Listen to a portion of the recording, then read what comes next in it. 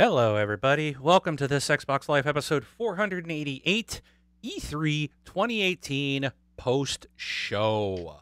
I am one of your hosts, Mark, aka Wingman709, and with me, as always, is my bestie, Rob. Hey, what's up, everybody? Hello. So, yeah, I'm a little dark today. I turned my lights off and opened up a window, and I got a nice cool breeze coming in. It was so hot in here. But I don't know. I think I'm going to roll with the Yeah. dark window tonight. Just don't do a Batman voice, okay? I can't handle that the entire show. It'll look better this way. No one has to see me. So what we're going to do, we are going to jump right in. This is going to be, we're going to forego the normal stuff and jump right in. This is going to be all E3. We're not going to go through any of our normal stuff. We're just going to talk E3 this week. And we are, just so you know, I know Rob, thank you. We were going to do a show Sunday night. I had a family medical emergency that I was dealing with all weekend. So, Rob, thank you for doing an excellent rundown of the Microsoft show. And since he did kind of a full rundown of kind of everything that happened, but he really didn't get to talk about it. No. Because he'd be talking to himself. And that's no fun. We decided we're going to get together and kind of go through a bunch of stuff. We're going to cover all the conferences, but we're only going to talk about things that Rob or I have an interest in. So, like when it comes to stuff like Square Enix, don't expect a whole lot from me.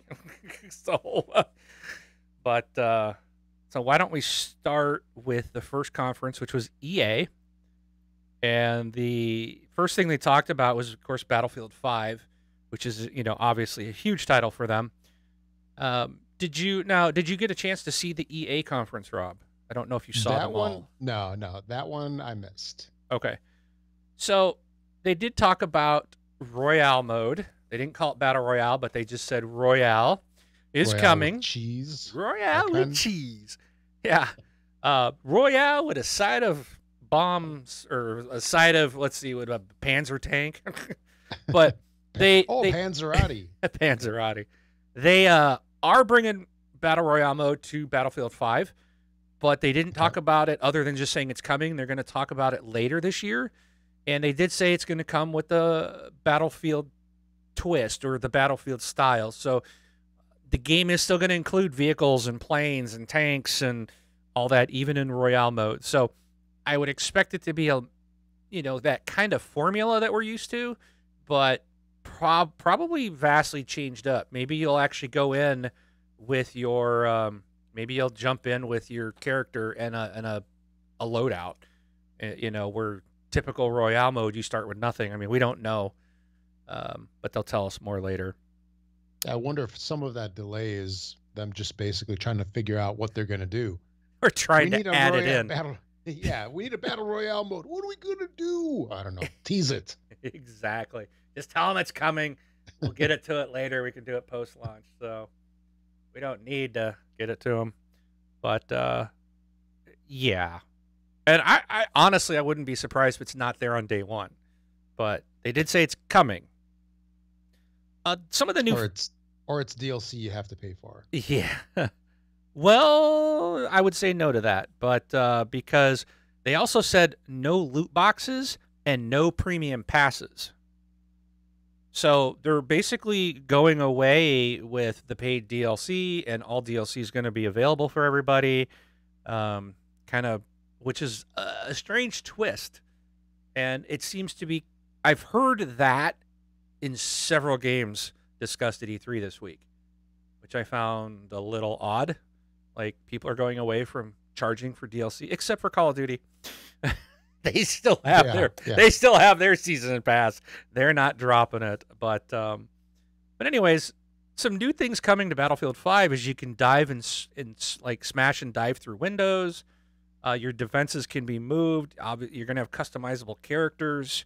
The game, and again, like I said, no loot boxes, no premium pass. You're going to pay one price depending on your special editions. But you will get all the content. And the game comes out in October of this year. And it looks great. It really does. I have no doubt that it'll be a great game. The surprising thing that EA talked about was cloud gaming on multiple devices. they're already working on this. They said it's not ready for, prime time, but they have this, I guess, playable on the show floor, where you can play a library of EA titles on a cell phone, on a tablet. Oh, okay. Stuff like that. So when you say cloud, you're basically meaning like streaming, a streaming service. Yes, right? this would have to be, yes. That's the way I understood it, is it's all going to be streaming to different devices. So, but you'll be able to play EA titles on like a cell phone if you wanted. I don't see us playing Battlefield 5 on an iPad or an iPhone, but yeah, I guess. Yeah, I think this is going to suffer from what a lot of these kind of things suffer from, or even just some of these mobile games, is that if the game was made to be played on a large format screen, for example, a 17 plus inch monitor, right? Up to 22, 24 is I think the norm now. Yeah.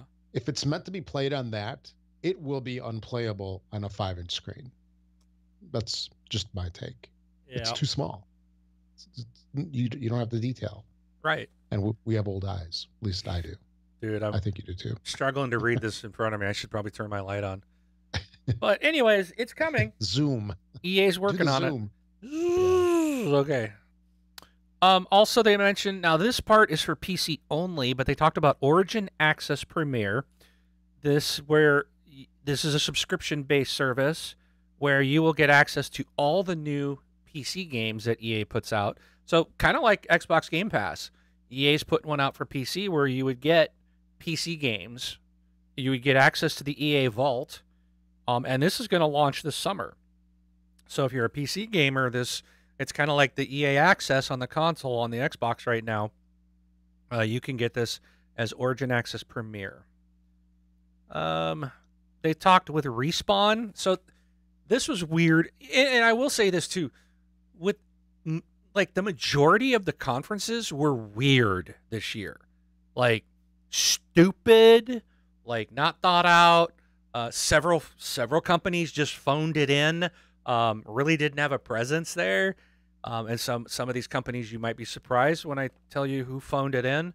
But and this was a weird thing with EA. Like the people they brought in to lead the show, like it was all awkward. It was it'd be like if like Microsoft called you and I up, Rob, come host the show. We'd be up there going,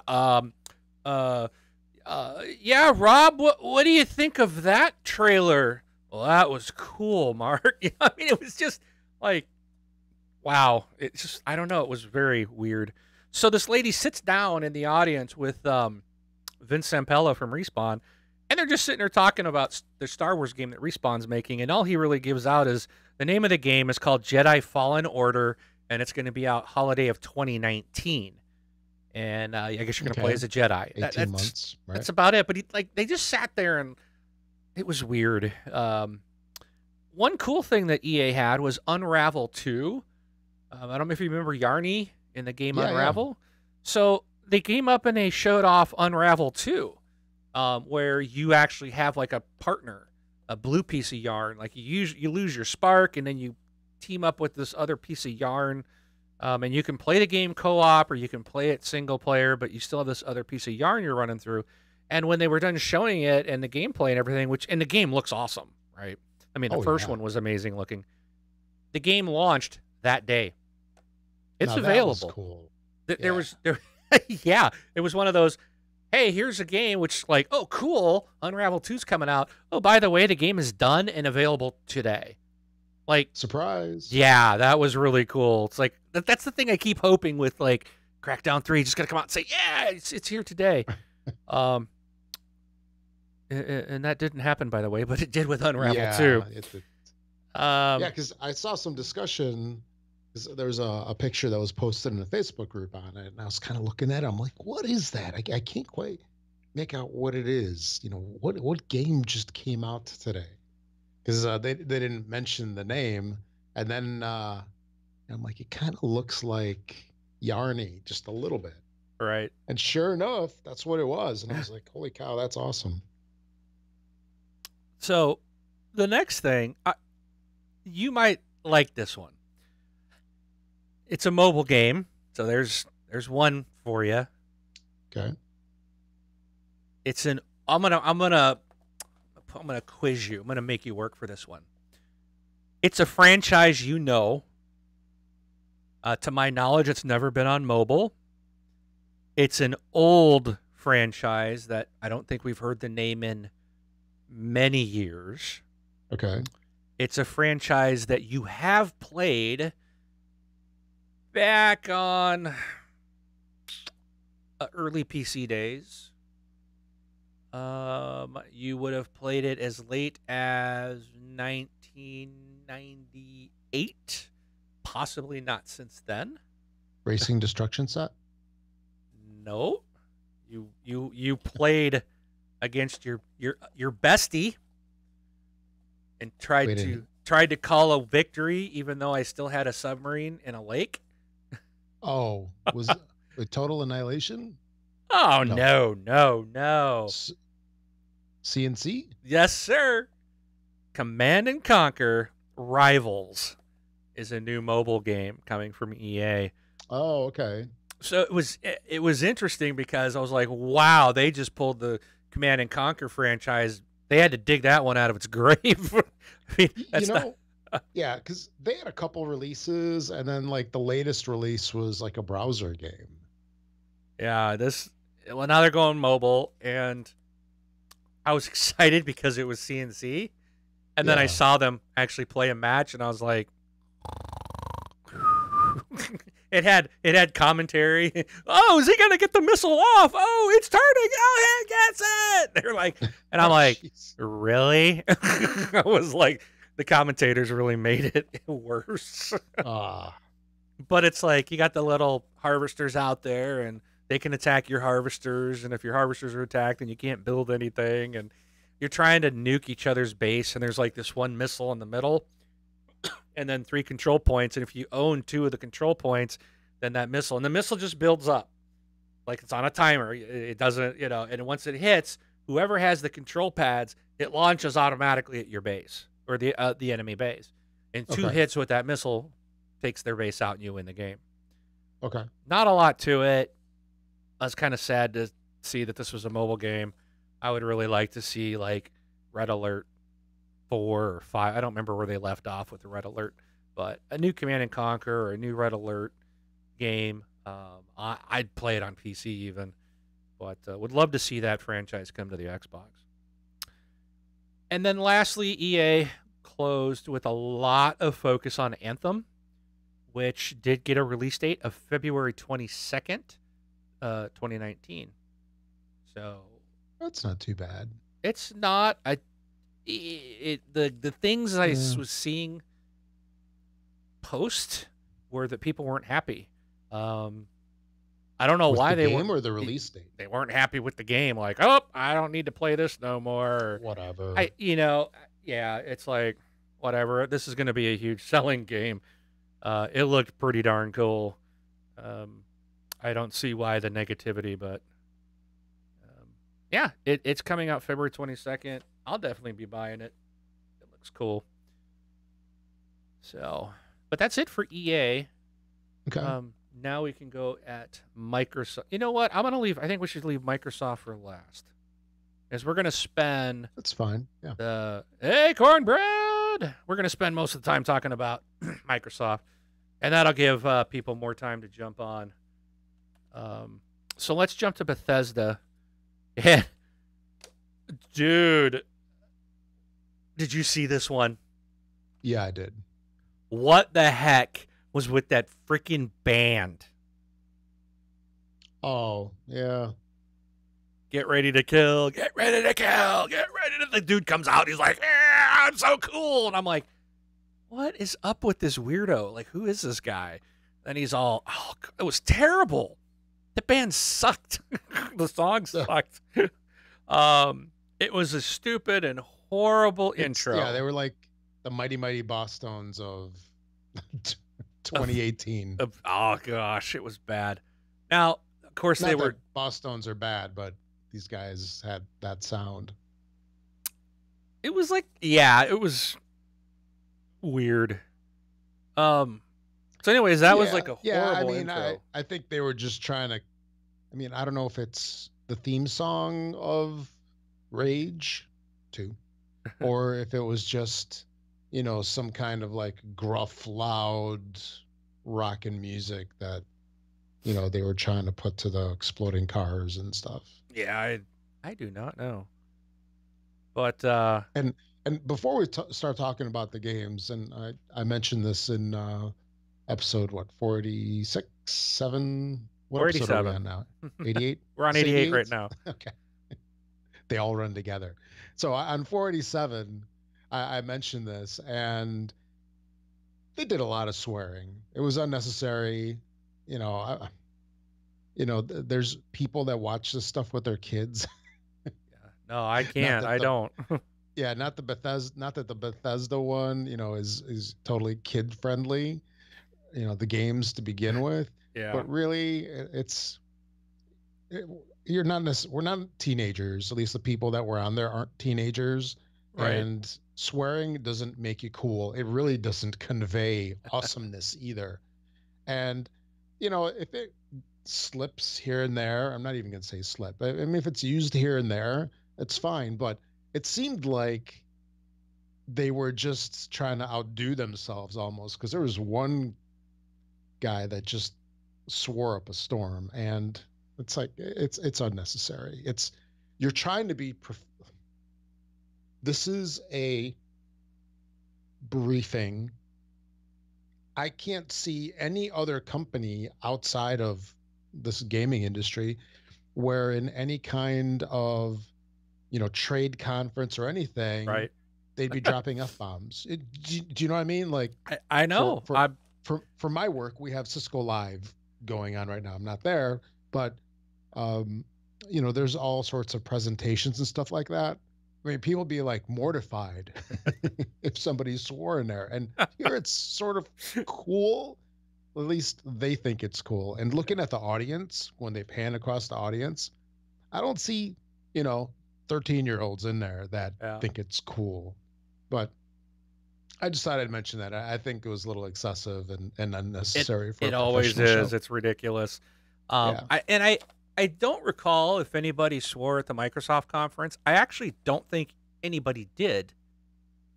Don't hold me to that. I don't recall it, but I know Ubisoft did, Sony did,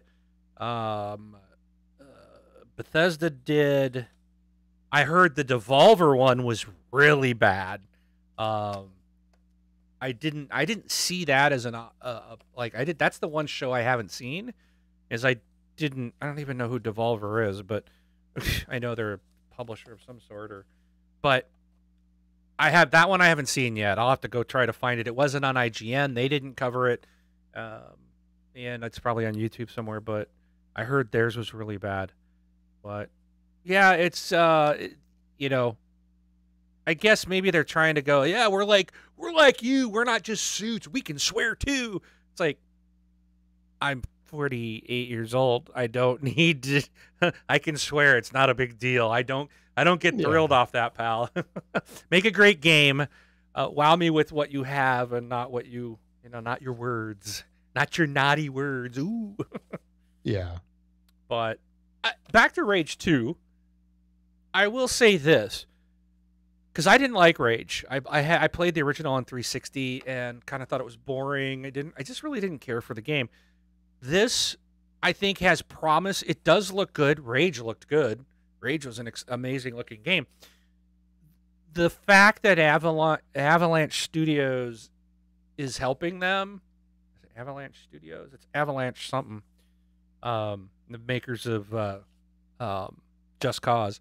The fact that, and they did Mad Max, so the fact that like that pedigree is there, Avalanche Games they make stuff that I like, and the fact that they are working with id on this game kind of gives me some, okay, maybe it'll be a lot better than the last one. And the game again did look amazing, so my interest is piqued mainly because of Avalanche being in it. I dusted off my Switch the other day. And I had to plug it in to power it up because it was completely dead, because it's been sitting forever unused. Wait, so are you saying that you couldn't switch on your Switch? I couldn't switch it on. I had to plug it in and let it juice up for a while. Yeah. Then it needed an update. So I had to do an OS update. Then I was able to get into the store and download Fallout Shelter, which is free on the Switch. And it's a game I've never played. I'm not a Fallout person, but I was like, ooh, free game on the Switch? Yeah. I'll try it out. So I actually spent some time playing it today. It's free everywhere, by the way. Oh, is it? Okay. Including the Xbox. Is Fallout Shelter on the Xbox? Yeah. Whatever. You can play it on your phone. You can play it on your Switch. You can play it on your Xbox. Okay, well, I guess I'll go find it on the Xbox then, okay? And is there achievements tied to it? Probably, yeah. All right, well, then I will, because I was playing it on the Switch, and I was like, this is kind of interesting. I'm not sure what to do. Like, these alarms go off, and there's a fire, and like, yeah, but how do I put the fire out? And then, like, there's a roach infestation. I'm like, well, what do I do? And the people are running around like, ah! And I'm like, I don't know what to do. But it's kind of fun. I was sitting in my car outside of my wife had a couple appointments today, so I was sitting out in my car at both of them, just sitting there playing on my Switch. So that's kind of cool. Yeah. Actually, I think the benefit of playing on your Switch is that it's a bigger screen than the phone. Oh yeah. Yeah. So more real estate means more better. Yeah, but I'll have to check it out on the Xbox. I guess I'll download that tonight. Yeah, that'd be the biggest screen of all now, wouldn't it? It would be. Next, Bethesda talked about, Todd Howard came out. He talked about Fallout 76. Yes. And again, I'm not going into that because I'm not a Fallout fan. However, well, I'll talk about that later. He did talk about they're going to release a new IP for the first time in 25 years, and it's called Starfield. Really wasn't much shown, but he did say that this is a next-gen game. Okay. Doesn't that seem... I missed that. Yeah, does that seem a little strange for someone to come out and say we're working on our next-gen game? See, does he mean like... I think you next-gen console? That's exactly what I think he's saying. PS5, Xbox... Next, whatever it's going to be called, the next Xbox. Yeah, that's what I think, that they're working on the game, and if it's this early, it'll probably be like available probably within the first year of the new consoles. Because both Sony and Microsoft have talked about that's being in the works. So. Mm-hmm. Oh, and Devolver is makers of Serious Sam. So thanks, Mars. Okay.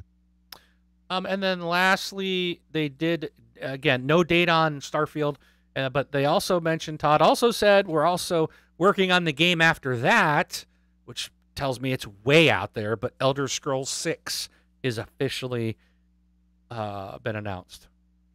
And that's how Bethesda closed the show. But I don't know if there was anything in the Bethesda show else other than that, or that you wanted to cover. Yeah, so with Bethesda, actually, one thing about Todd Howard that I wanted to mention is that if anybody's a listener of Extra Credits, that YouTube channel where they talk about games and various other things, some history, or Extra Credits, Extra Play, I think they might have one more channel. But anyway, one of the hosts on there, I think his name is Dan. He has sort of like some kind of processing done to his voice, and it's all cartoony, and he speaks with this synthesized, altered voice. That voice sounds just like Todd Howard to me. Huh. It's really strange. Because I'm like, Extra Credits voice, but I know it's not the same guy, or at least I assume it's not the same guy. Maybe it is. But yeah, that was an interesting thing I noticed. But I know there's a game you want to talk about. Yeah.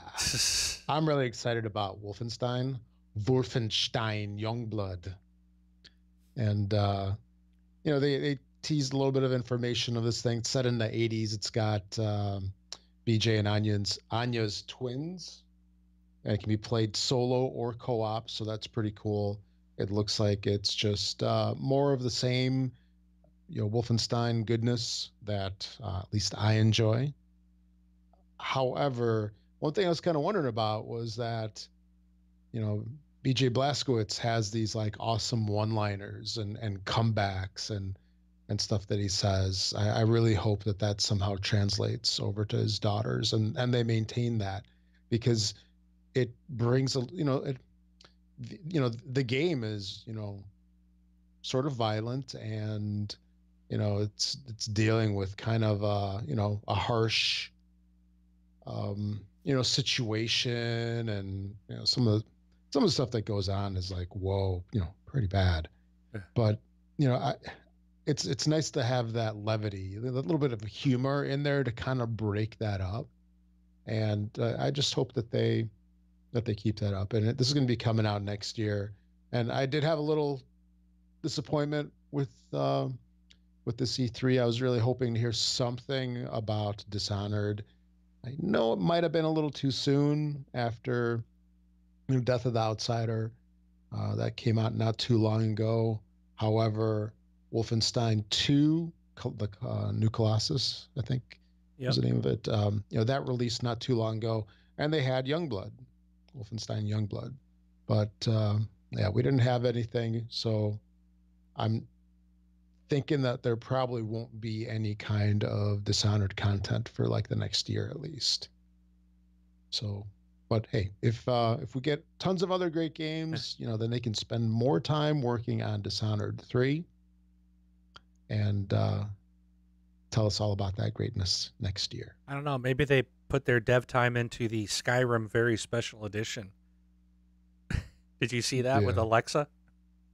Oh, yeah. I was trying to figure out, is this real or just a joke? I took it that it was a joke. Yeah. I don't know if that's real. I didn't look it up. It wouldn't surprise me if it was real. Mm-hmm. Well, that was if I remember right, that was another video that had the swearing.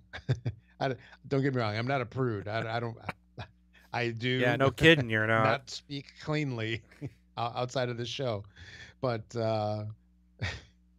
in that presentation, it was a little overdone. That dude like clearing his whole table off. His wife keeps walking in like, who are you talking to? Yeah.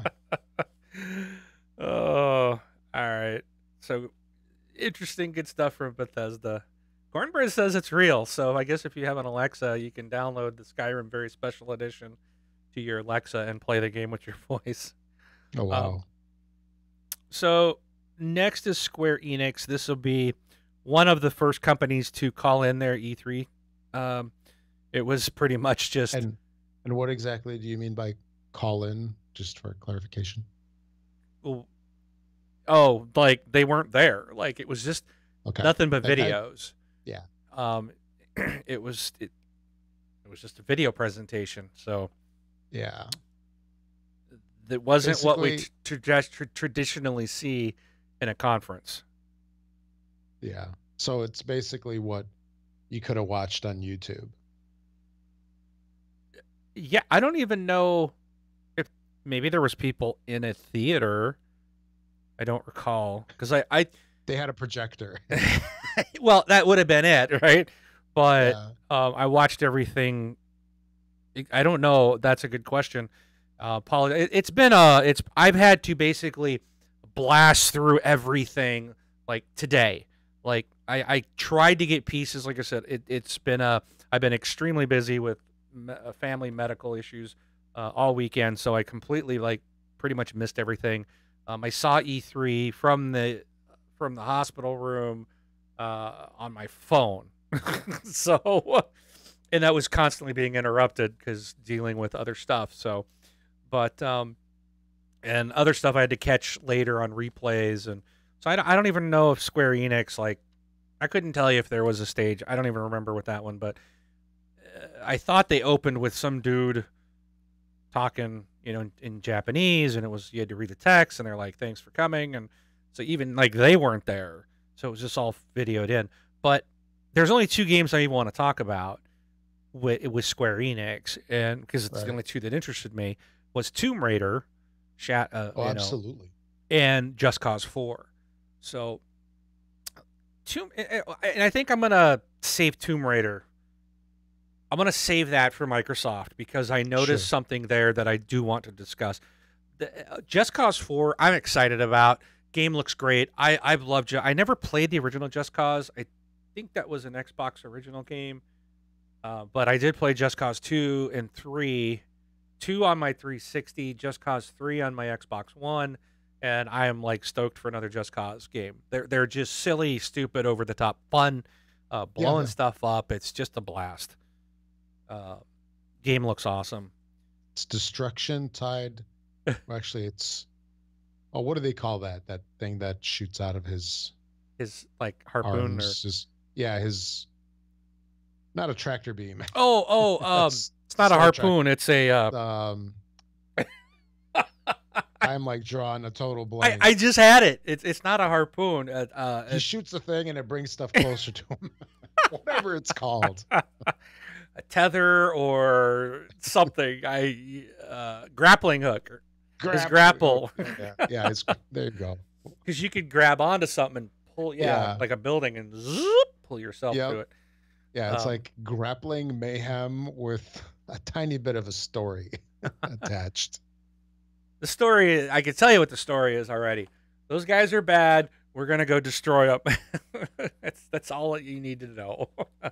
You're going to have weird tools and things to play with, fun gadgets and stuff along the way to cause mass destruction. But I can't wait. I'll be there day one. That'll be a pre-order for me.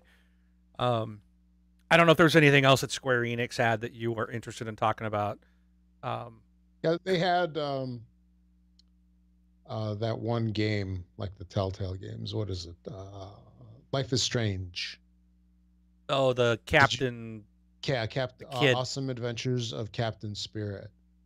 And that seems intriguing, just from.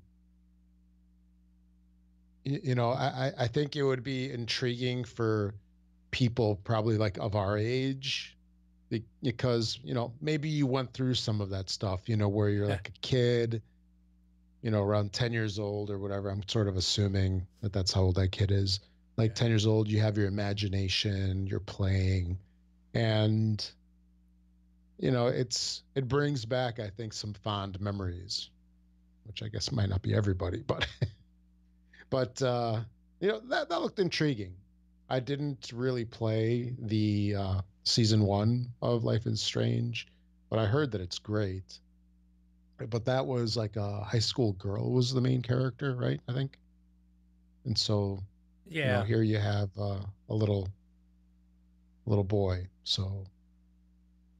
Yeah, I haven't played anything from Life is Strange either. Yeah. So. All right.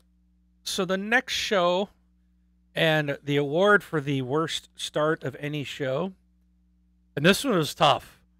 I'll tell you that there's the next one we're going to talk about after this runs a very close second. I'm almost tempted to. You know what?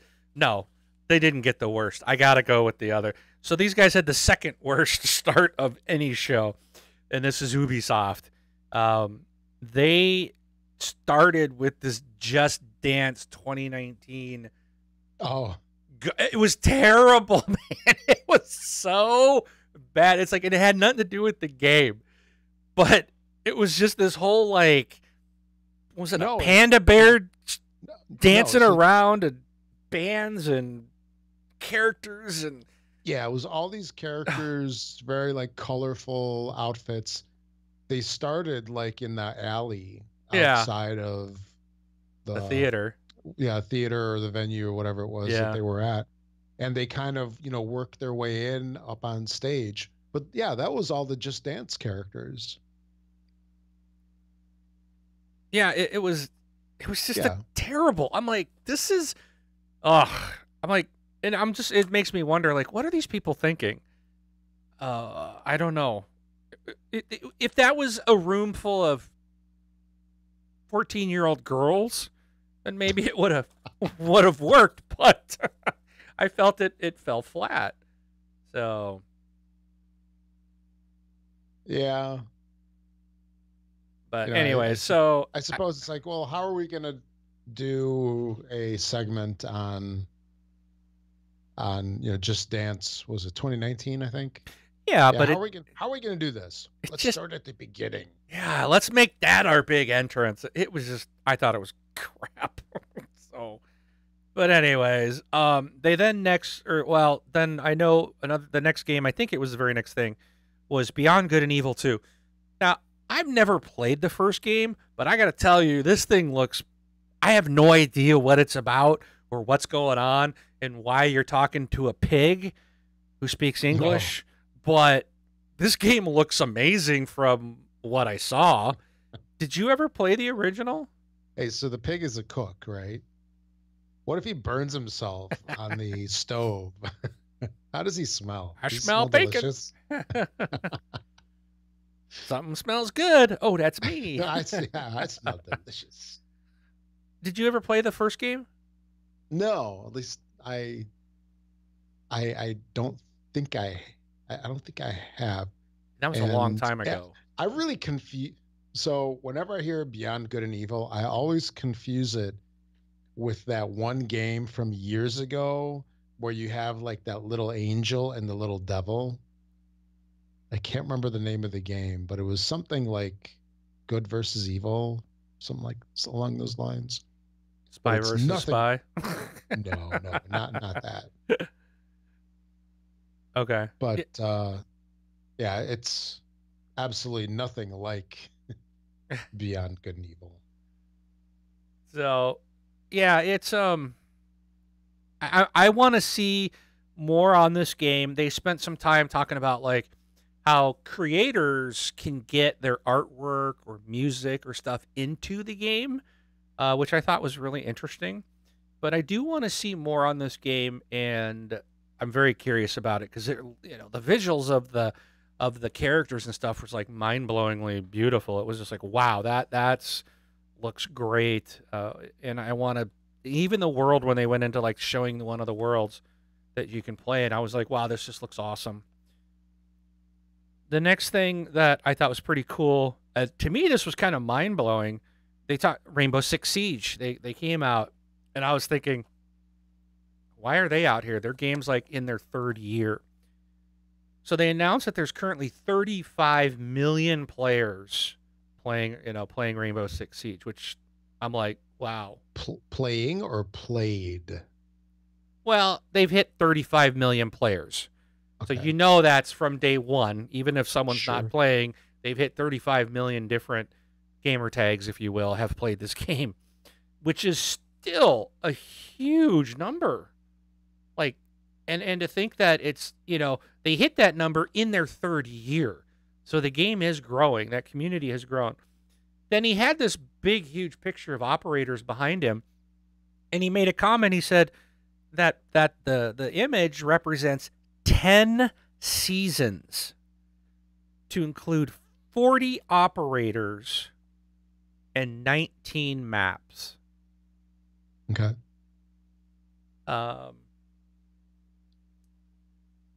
And he did, and what I don't understand is he did say, or I wrote down, maybe I misheard, I'm going to cross it out, but I wrote down all free. They're not free because I'm paying for every season.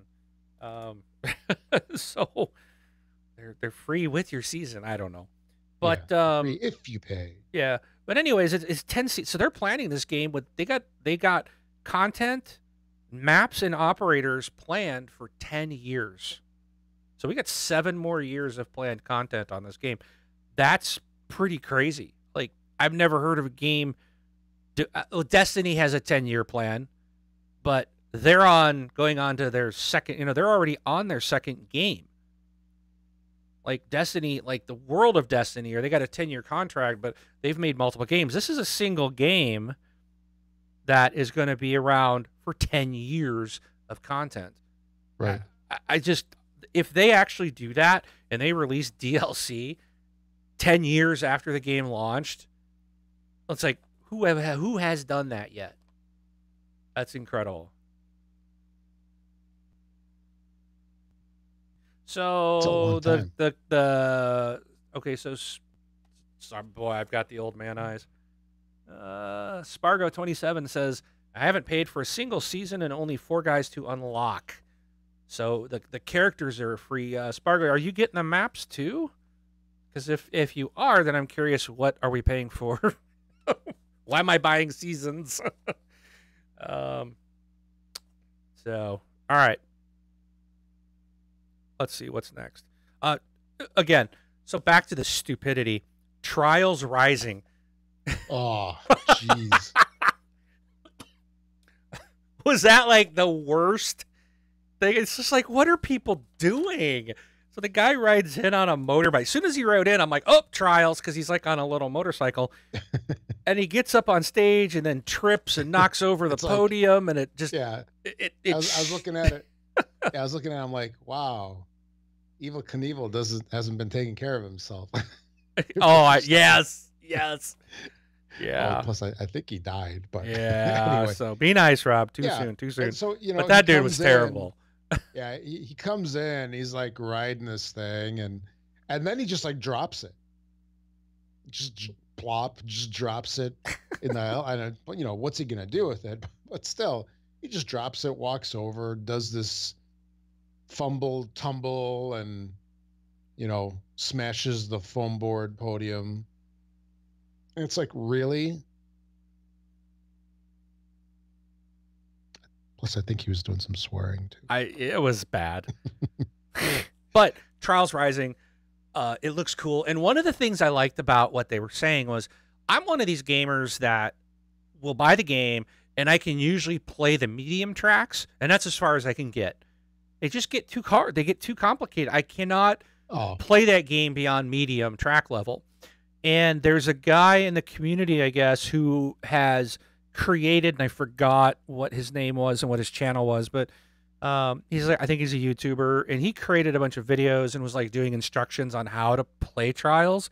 Well, they've now like hired him, and he's doing like tutorials in the new game to teach people and to try to help people to get to higher levels in the Trials game. And I'm like, that's really cool, because if you can learn that and this works, you should be able to take those skills back to the previous Trials games that you may have purchased and apply it there. And now all of a sudden you've got new content in the older games that you've never seen because you couldn't play them. They were too hard. So I'm like, that's awesome. I am all for that, and I'm excited to see it.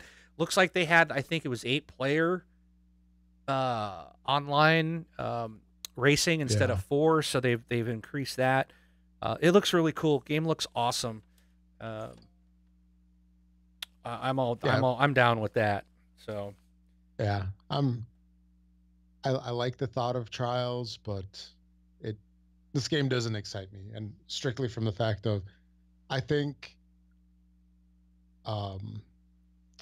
Dark Souls is like a walk in the park compared to this game in terms of how easy this game is. I watch some people like do some of these levels on YouTube. I sit there, I'm like, are you kidding me? How? Why would? First of all, these people that develop these levels are sadistic. I mean, they are. Well, if you hit it just right at this particular angle, and you do this thing with the stick, your wheel might touch this thing, and then you can bounce up. It's like, all right, I'm not going to spend 43 hours playing one level a million times to learn how to bunny hop a bike. Yeah. And I think bunny hopping it is probably one of the easier skills, I'm guessing.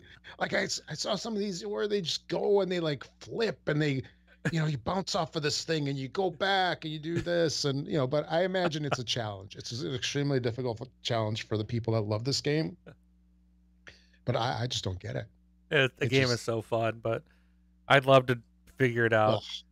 And real quick, I just wanted to say thanks to everybody tuning in here on a Tuesday night.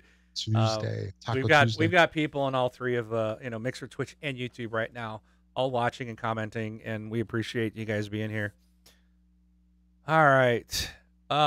So, and I didn't get a date, but it's coming. Again, like I said, I've had to blast through a lot of this.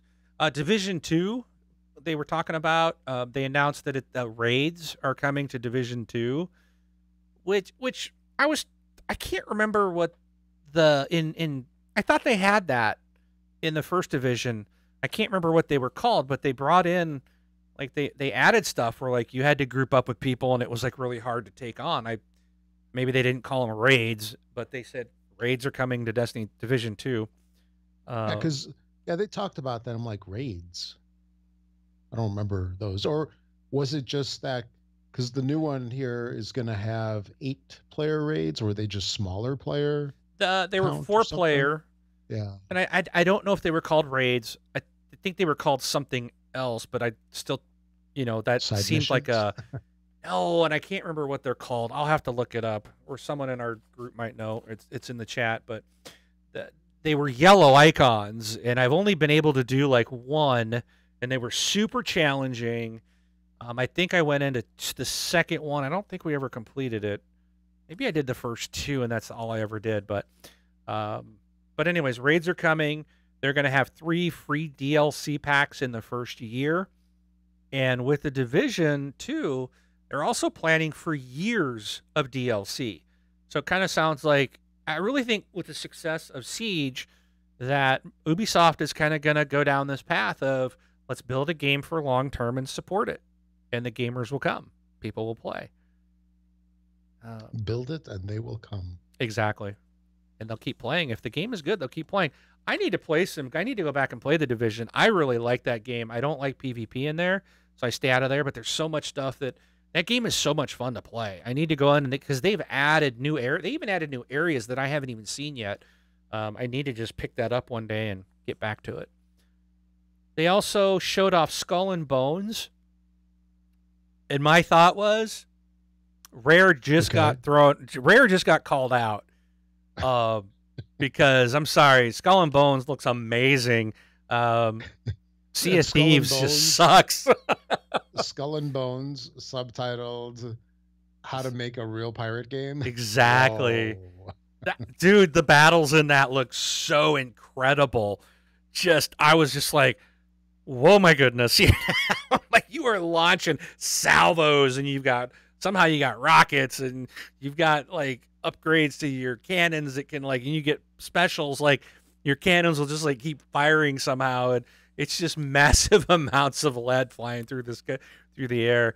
It just looks very action-packed. It doesn't look like, the dude was spinning the thing and his ship was just, like, turning on a dime, and I don't think you have to worry about sails and all that garbage. So I think Sea of Thieves is... I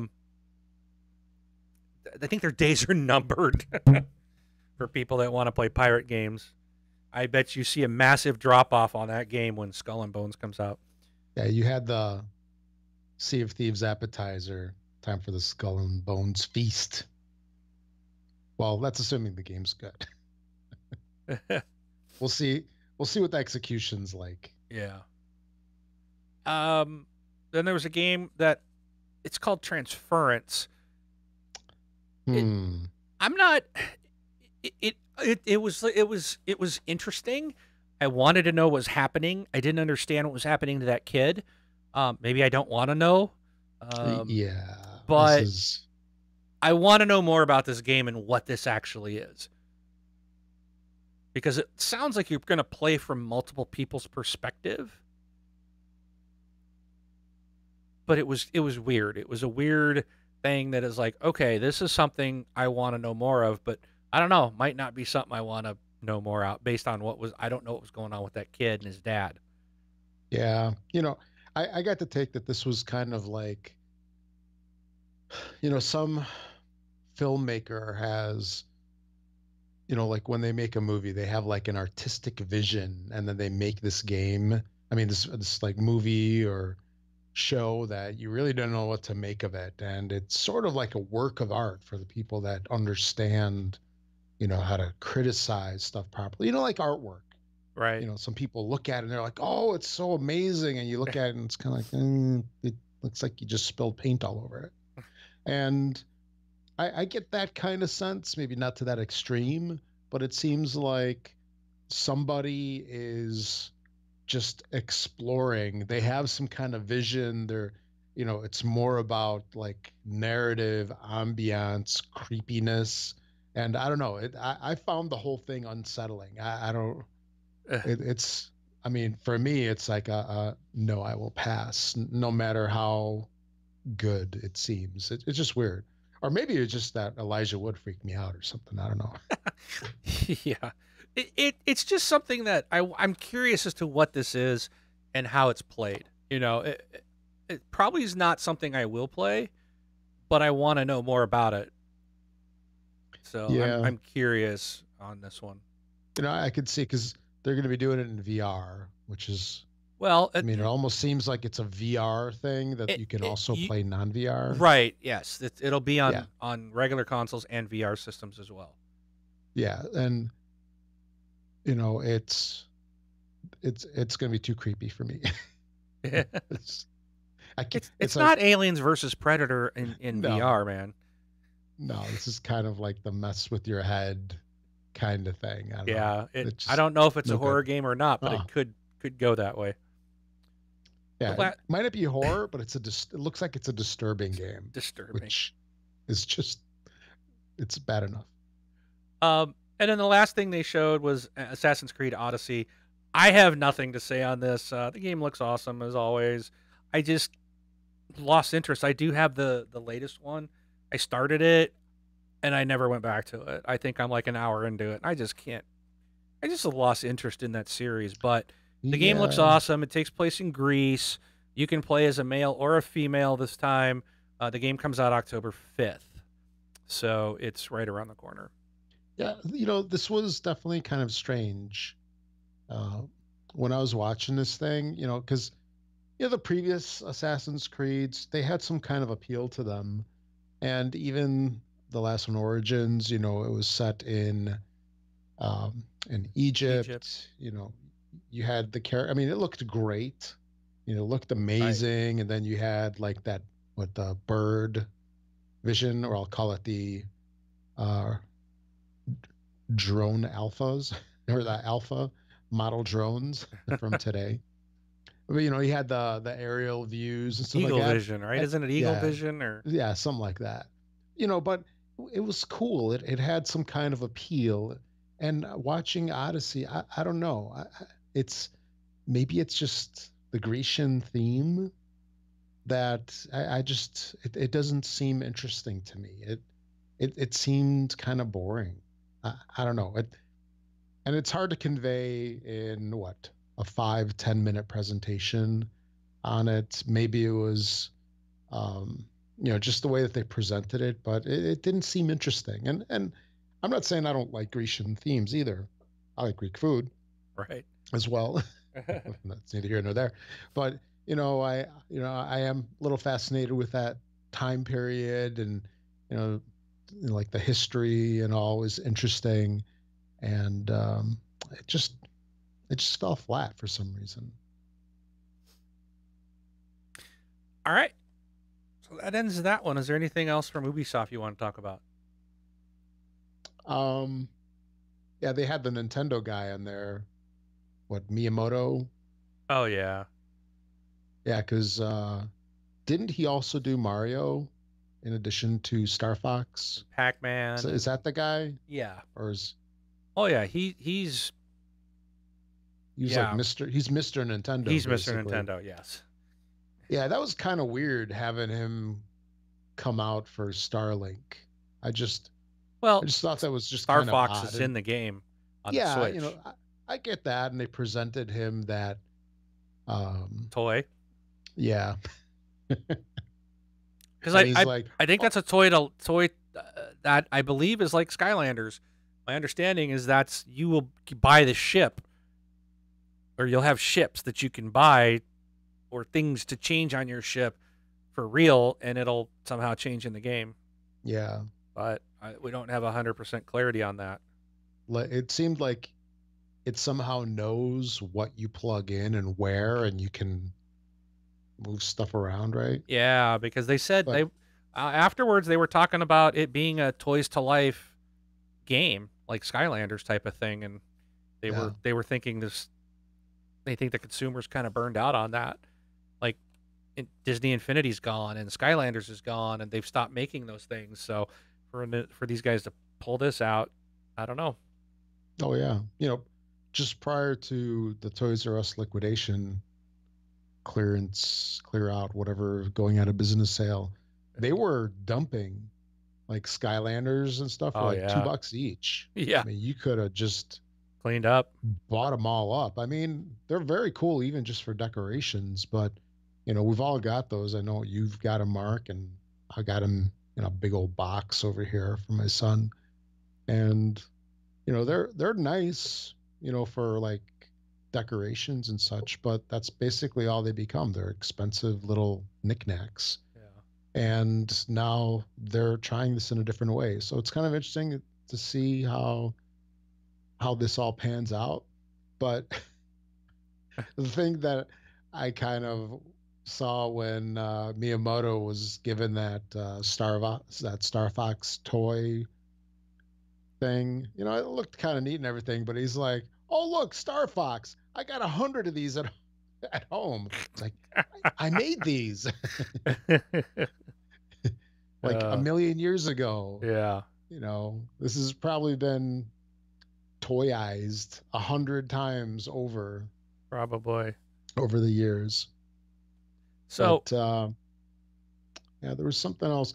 Oh, and then they had the second funky musical performance of their show. So actually, there's 3 weird musical performances that I recall. There's that one from Bethesda, right?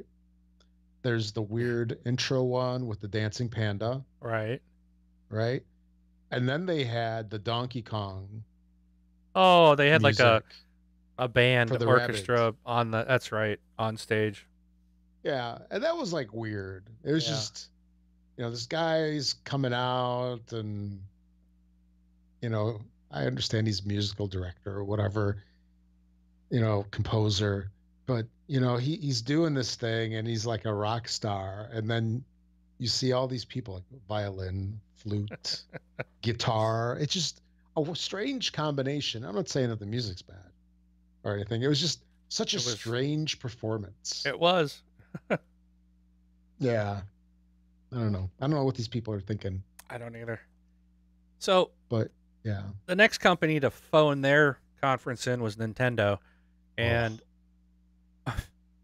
okay, so these are my notes on Nintendo. I don't know if you can see that. Oh, you done already? And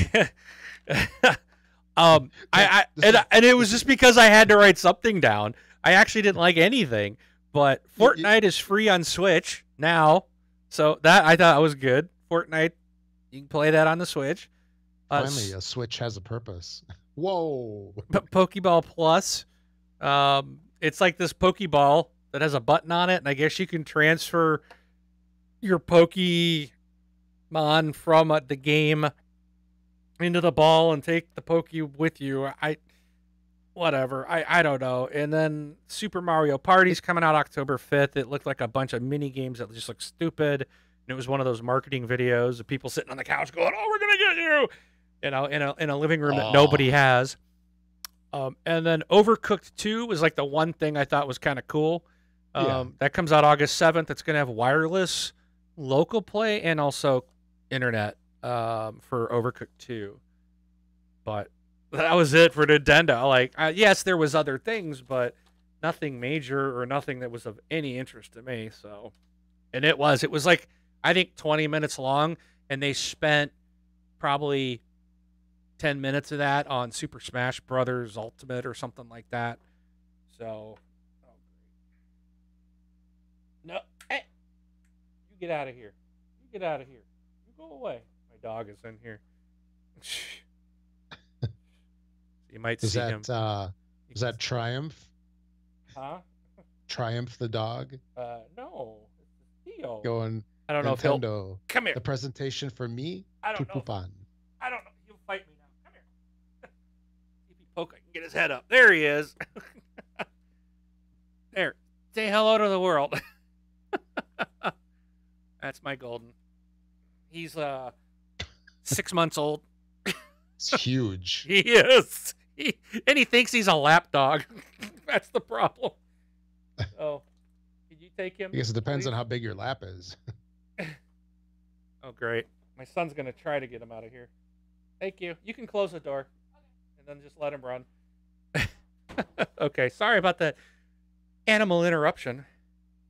You know, if Nintendo had that, they would have made their show interesting. Whoa. Who said that? Yeah, so question, Overcooked 2, if it was multi-platform. They didn't say, but I'm imagining it is. It's got to be. I'm sure it is multi-platform. Because they didn't announce console exclusive. There's only one company that did that.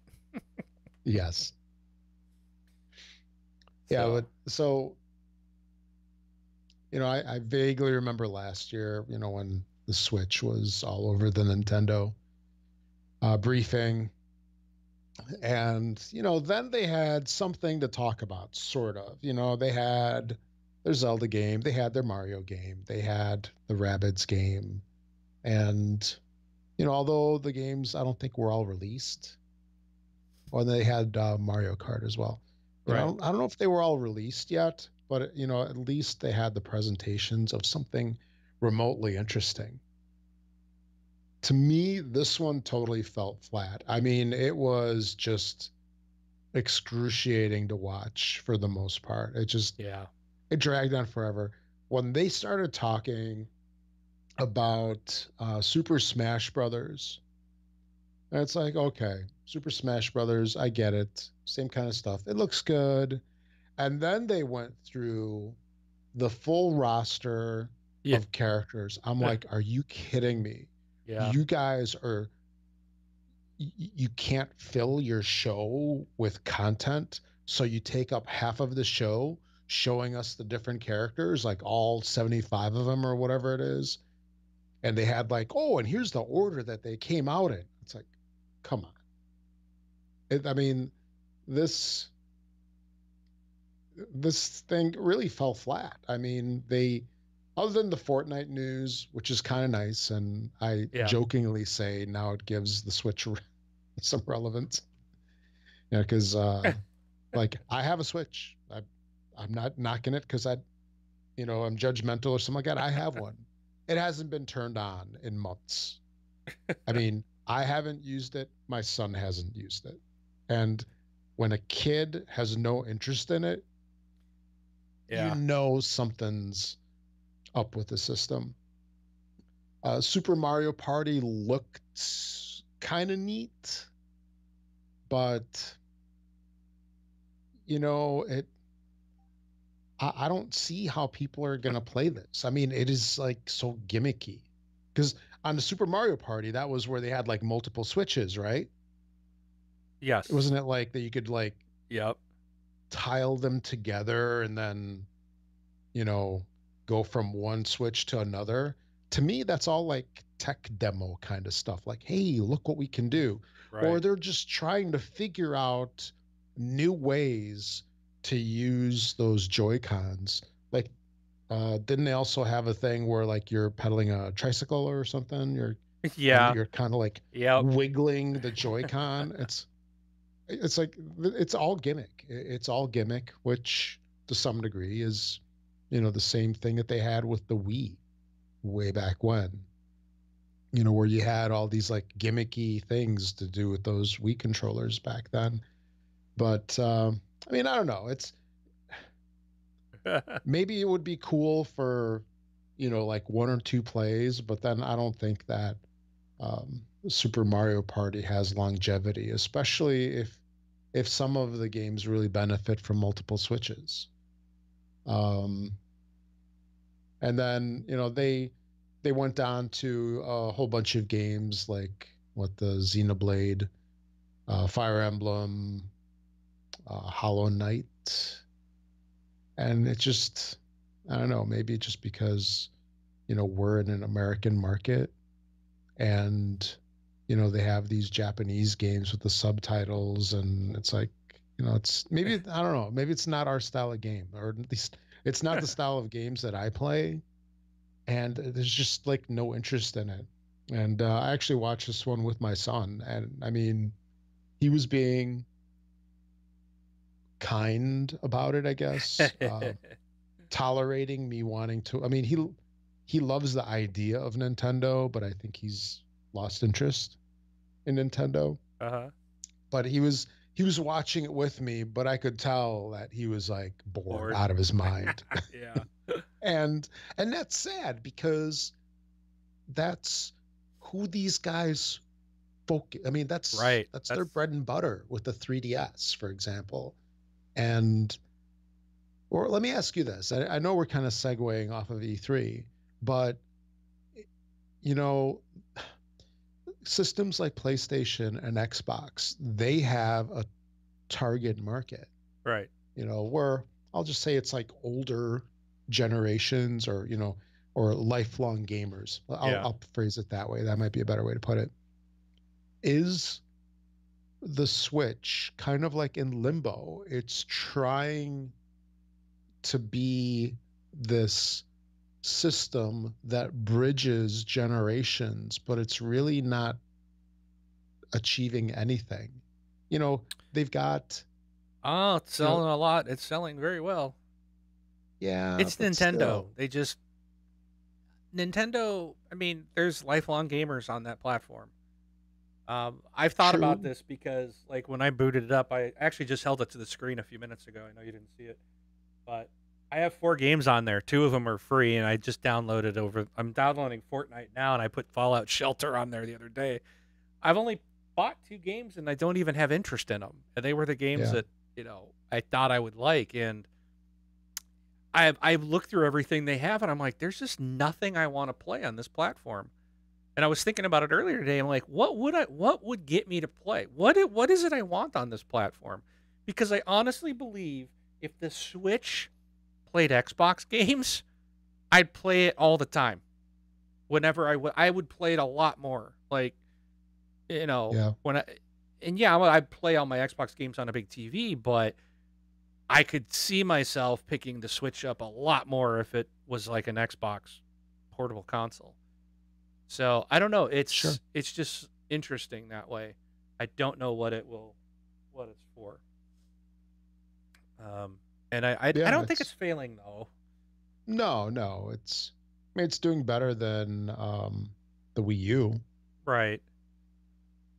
They had the production problems, or let me rephrase, not production problems, but there was such high demand that they weren't able to meet demand, and you couldn't find them anywhere. Yeah. And I think they've gotten past that now that it's like a year and like 15 months later. Yeah. I think you can find them now, but yeah, it's just the whole presentation was, I'll give it like probably the lamest of E3. And where I understand, like, these guys that do these presentations, like what Nintendo's that Reggie guy, right? Reggie Fils-Aimé, yep.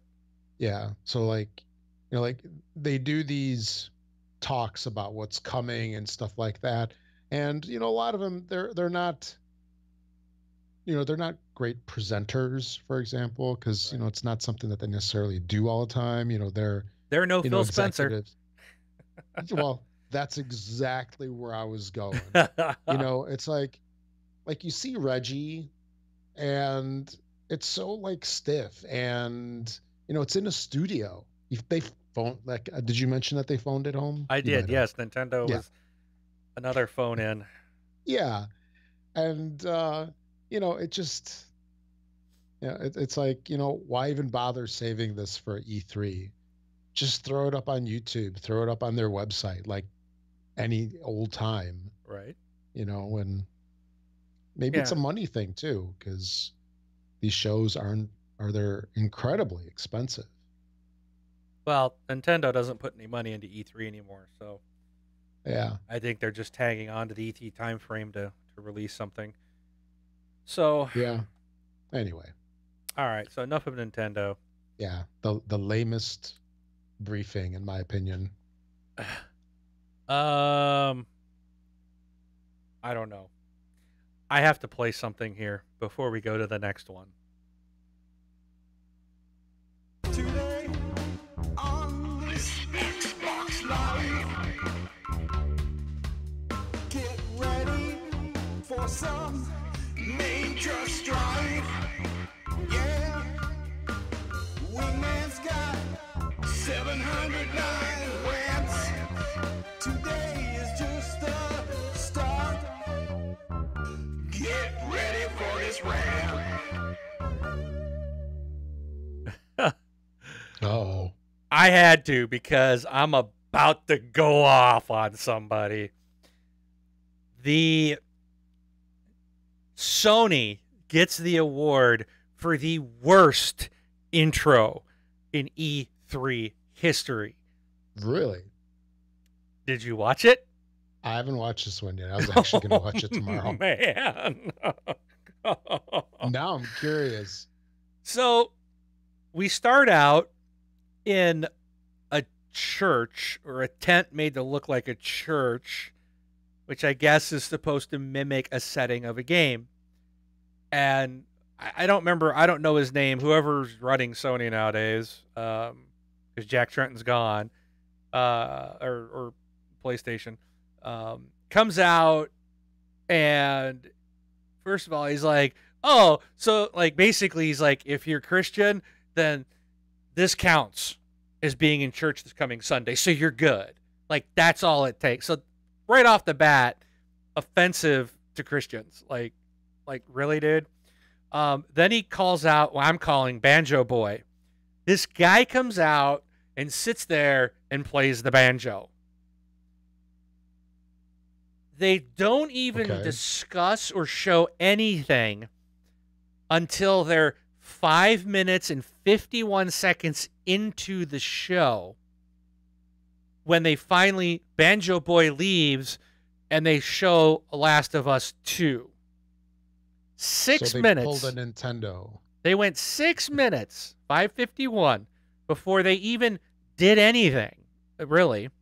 So they spent, and now from 5:51 until 17:30, so what is that? Basically 12 minutes of Last of Us 2, kind of like a walkthrough.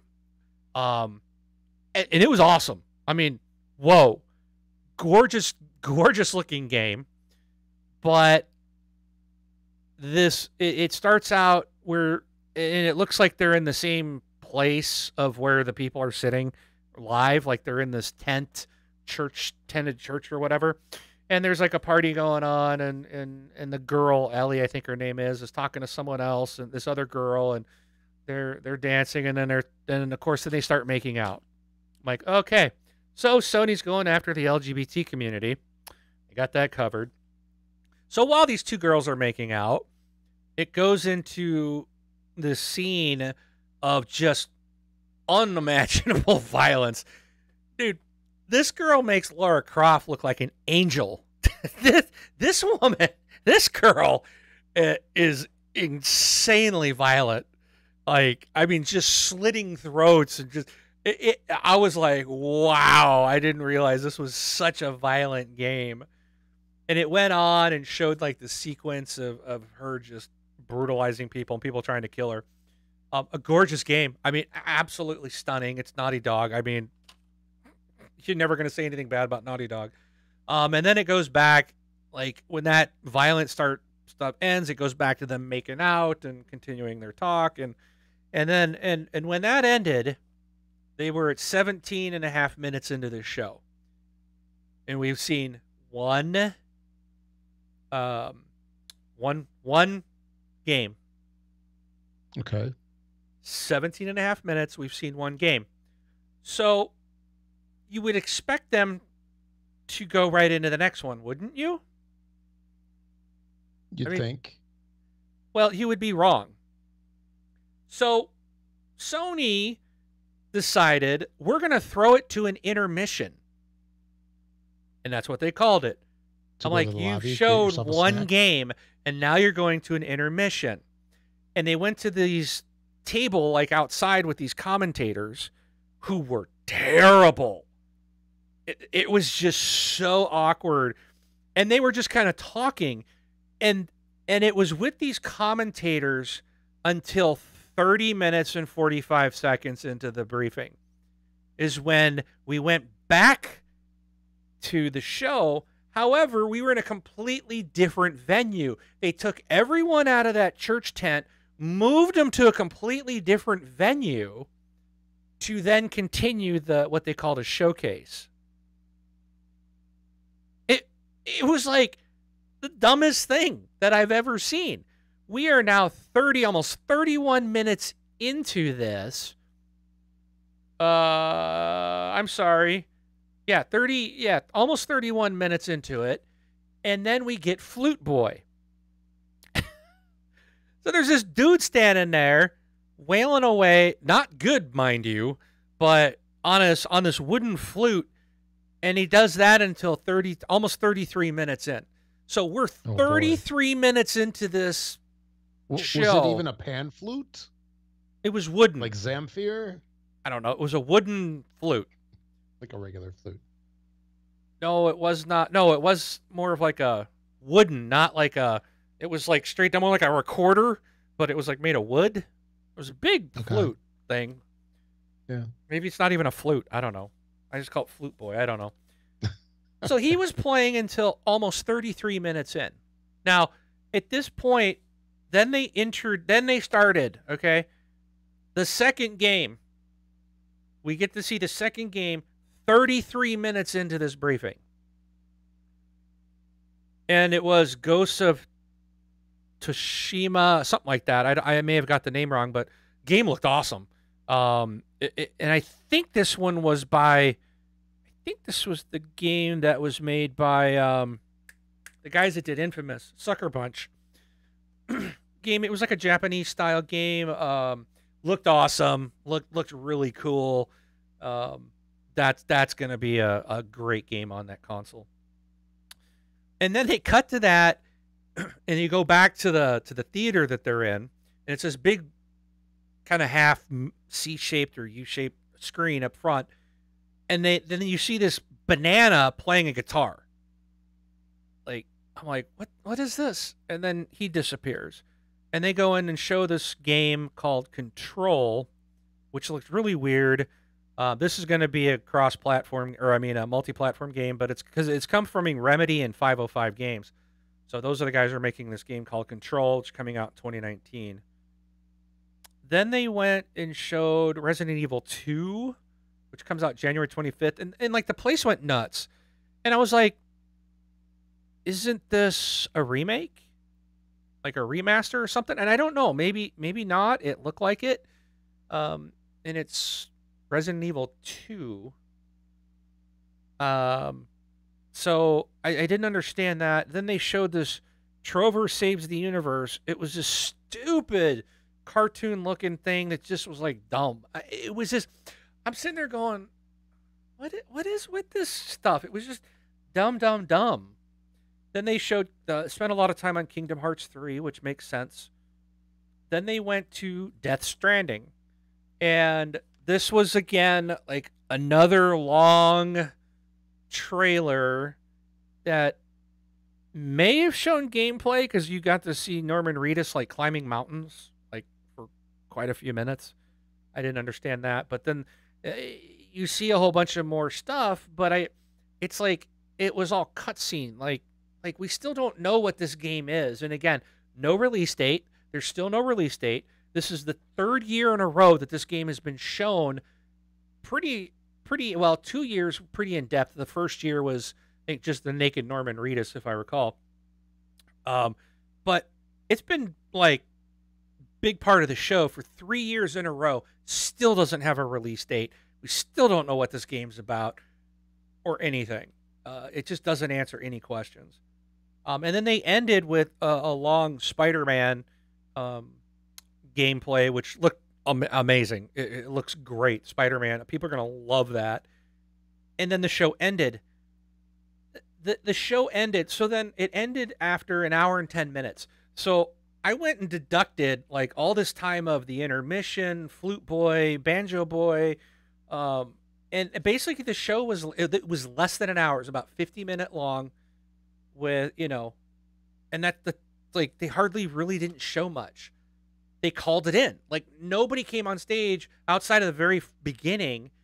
The dude from Sony came out, and like that was it. It was all just videos. They phoned it in.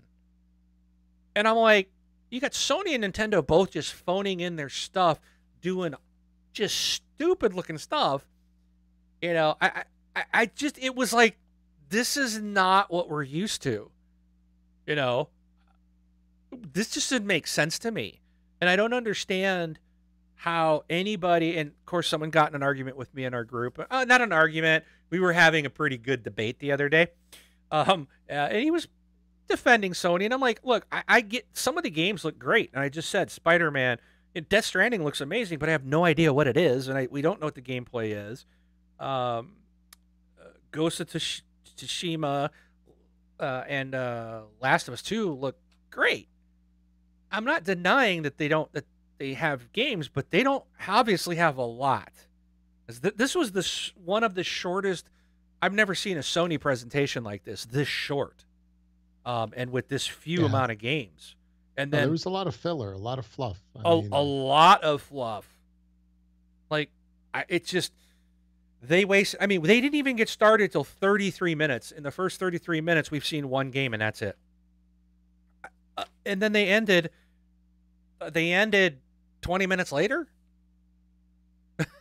It's like, wow, there was not a lot of content. So I don't see how anybody can say that they had a good show or they did good, because it was garbage. It was garbage. But there ends my rant. I do want us to get into Microsoft stuff, and we're an hour and a half into our show already.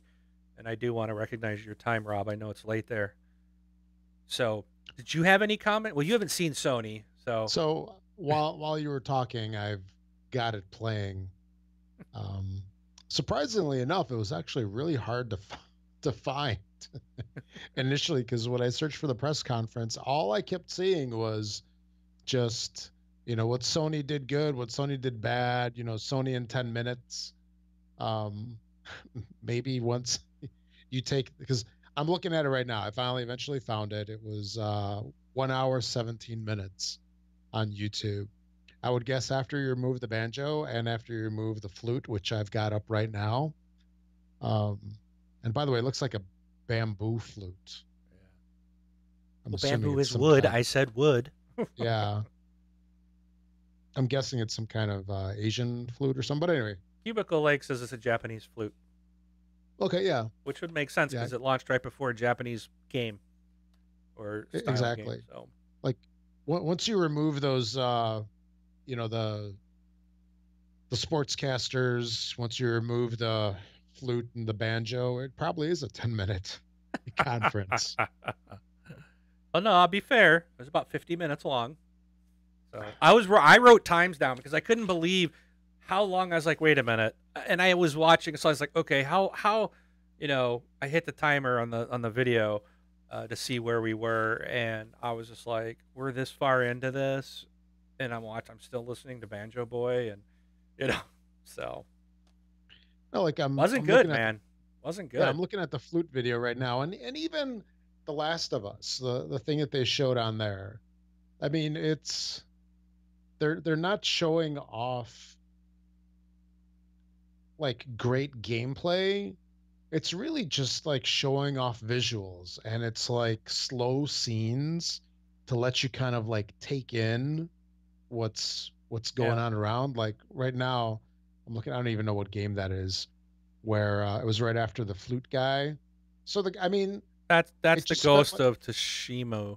Okay, yeah. Whatever. So it just spent like the last 30 seconds with him walking, and he goes to the top of a ridge or a hill, and he overlooks a field. And it's like,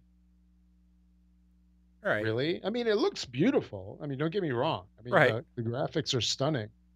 But like watching this for like the last minute, I have no idea what the game's about. And I thought that that's part of what you show with these games. It's like, other than just eye candy, why do I want this game? Yeah. What is the compelling reason for me to buy it? What experience am I buying into? Yeah. Other than riding a horse through a field of flowing something. Oh, you'll see. They show more. They show combat. Yeah, So but still, it's, they can show the combat. yeah. Just that Well, section, actually. I'm The Last of Us 2 was a forwarding lot of that right fluff.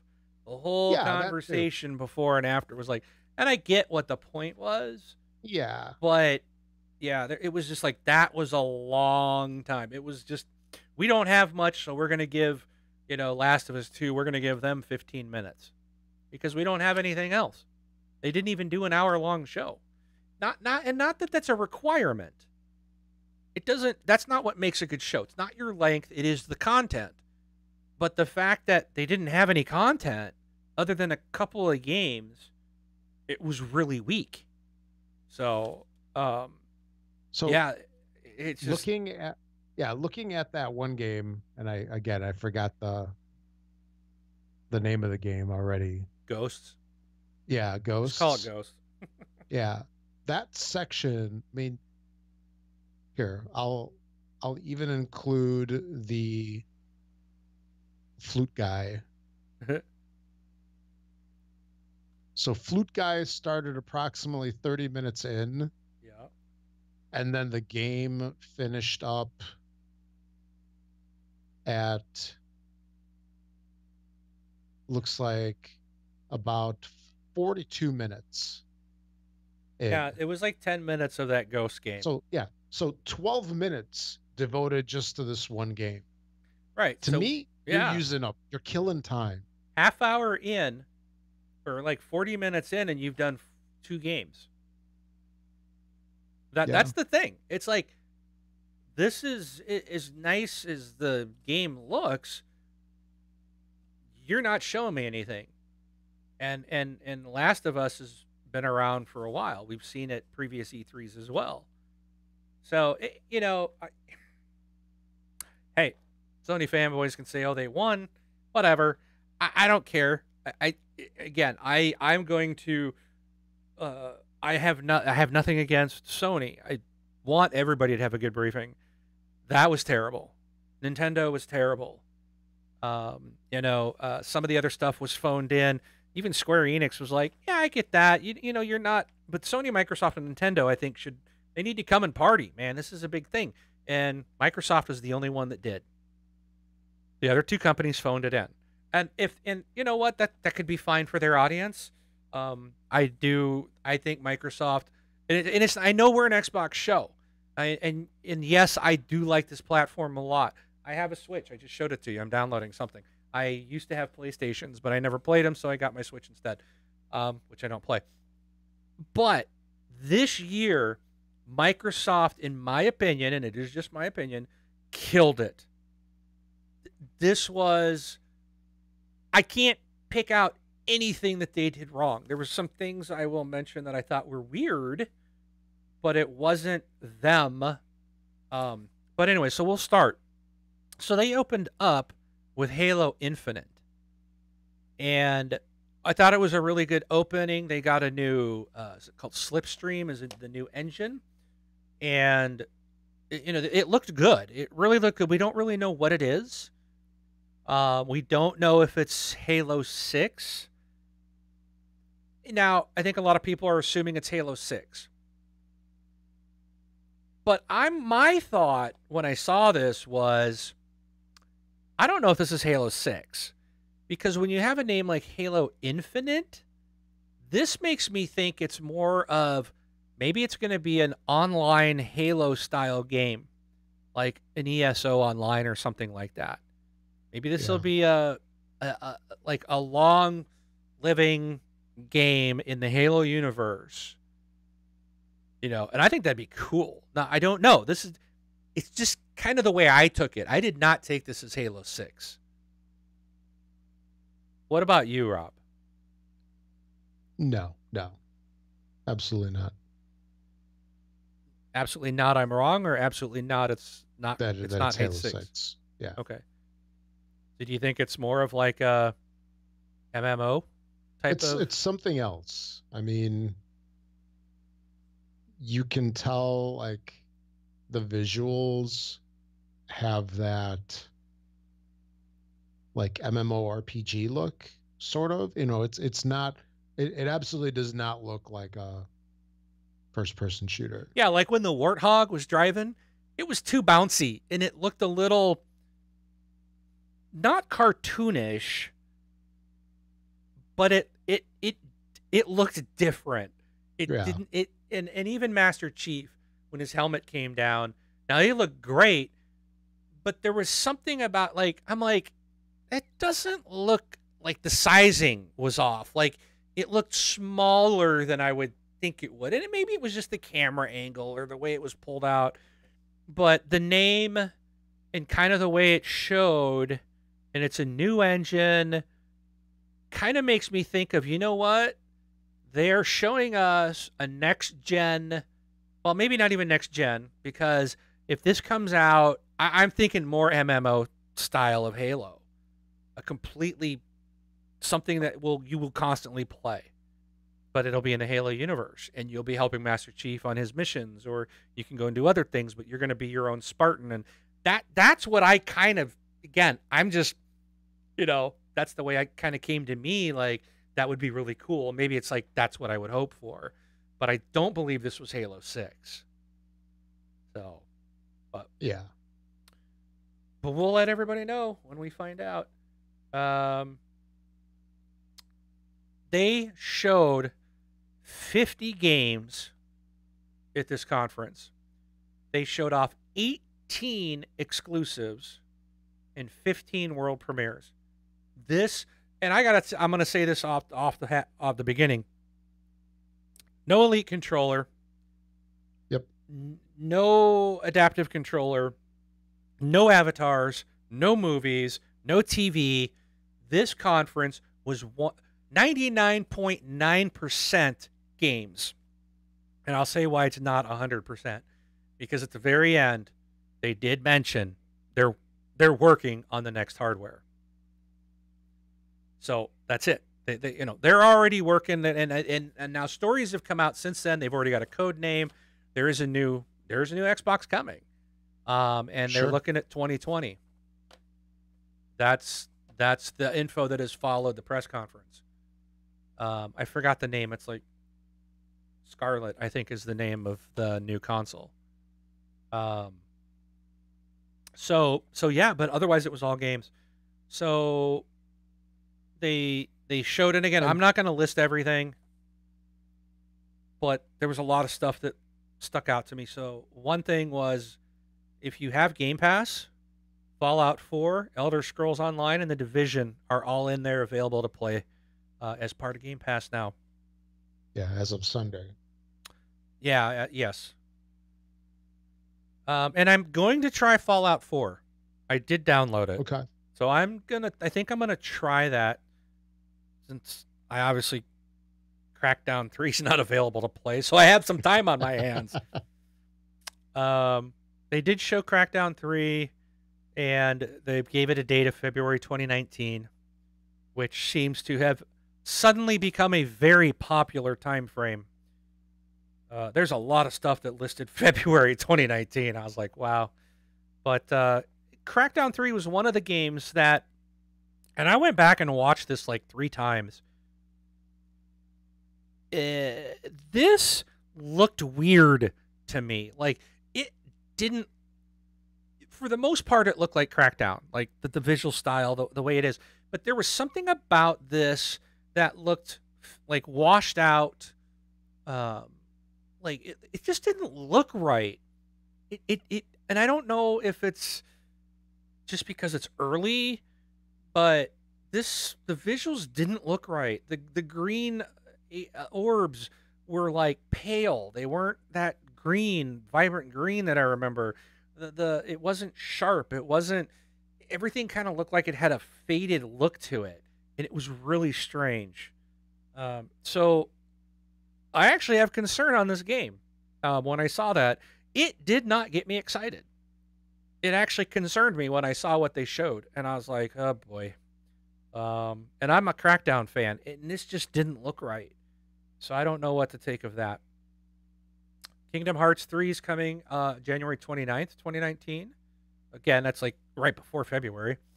So that's going to stomp all over a bunch of stuff.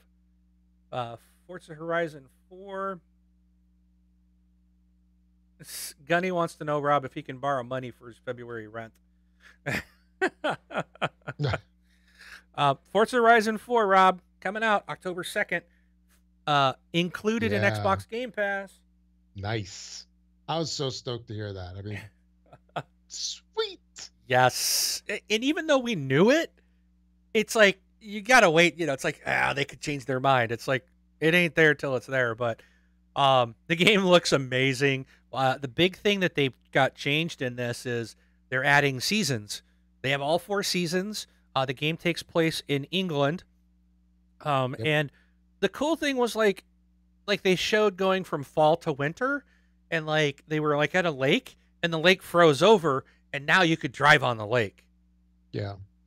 And like there's and when the seasons change, there's going to be like different events. Like it's not going to be the same events that you can do. Those things will change. There will be new things based on the season that you can do in the game. So I thought that was kind of cool. I don't know if I don't think it's going to mix it up enough to make it a different game than what we've played 3 times before, but I don't have to buy it for $60. I don't have to spend $60 on it now. I mean, I'm definitely downloading playing it. So, and I got to say, even if it wasn't in Game Pass, I would still pay the money for it because it's still Forza Horizon. Yeah, it's almost like an insta buy. You just have to. So. Yeah. So I was wondering too, like, you know, now that it's going to be going into Game Pass, so, you know, I imagine the majority of people are probably going to be in Game Pass and such, and not going to be spending the actual money for the game, the $60 for the game. So are people going to be buying, you know, some kind of add-on pack, you know, that gives you like the VIP status, that gives you those car packs and stuff, you know? Good. Is that going to be how they're going to hook you a little bit? I don't know. I mean, I would imagine maybe DLC won't be included. I mean, we don't know yet, like how they're going to handle DLC with the Game Pass. Like with Sea of Thieves, I guess we'd have to find out what the Hungering Deep, I think, is what they called it. Those 2 new ones that are coming out. So I guess we'll find out if we get that for being in Game Pass. Is that included? I would almost imagine probably it'll be included. What you'll miss out is probably the VIP stuff or the pre-order bonus and stuff like that. I think, that's got to be separate, because that like season pass stuff, it's not really tied to the game.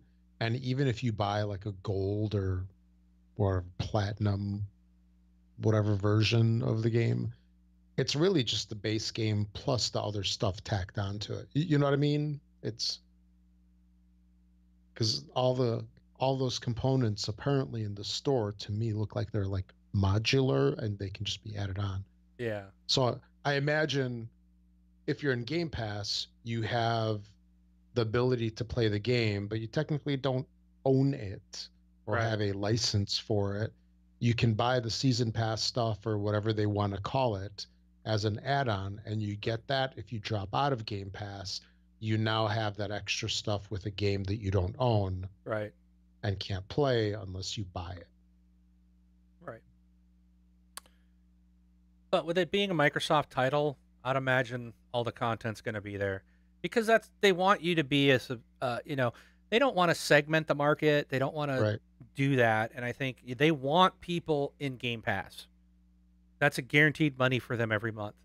So to say you're going to get this, but we're not going to give you the DLC, I think you're going to get people like, well, forget that. You know, even though for me, I'd be like, I'm fine with it. I'll pay you $20 for DLC if I got the $60 game for free. But, you know, to me, it doesn't bother me, but I would imagine DLC and stuff's going to end up in there. We'll have to see. We'll have to check on Sea of Thieves Yeah. and see how that is handled. Yeah. And the exclusive games are coming in a big way. This shocked me. Phil came out. So I want to preface this by saying Sony made a comment about them having 10. They own 10 studios. Well, Microsoft upped it by 1. Microsoft only had 6.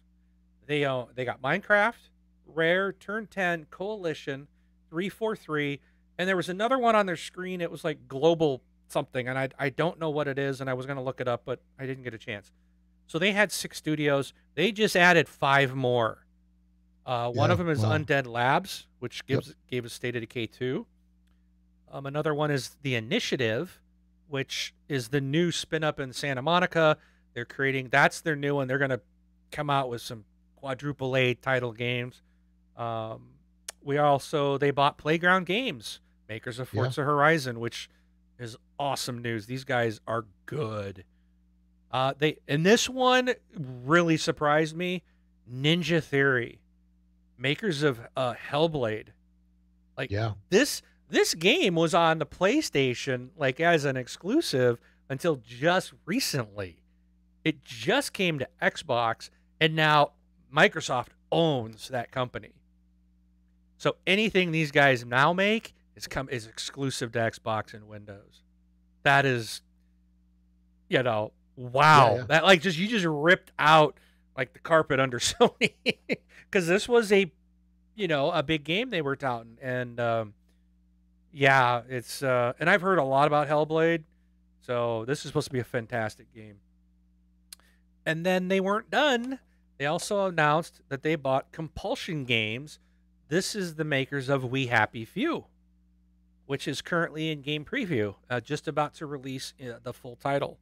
That is also another game. So that, again, that looks like a pretty amazing game. And for Microsoft to say they just went out and bought 4 studios and are creating a new one, guys, they mean business on top of the others. So they now have 11 game studios, all part of the Microsoft Game Studio family.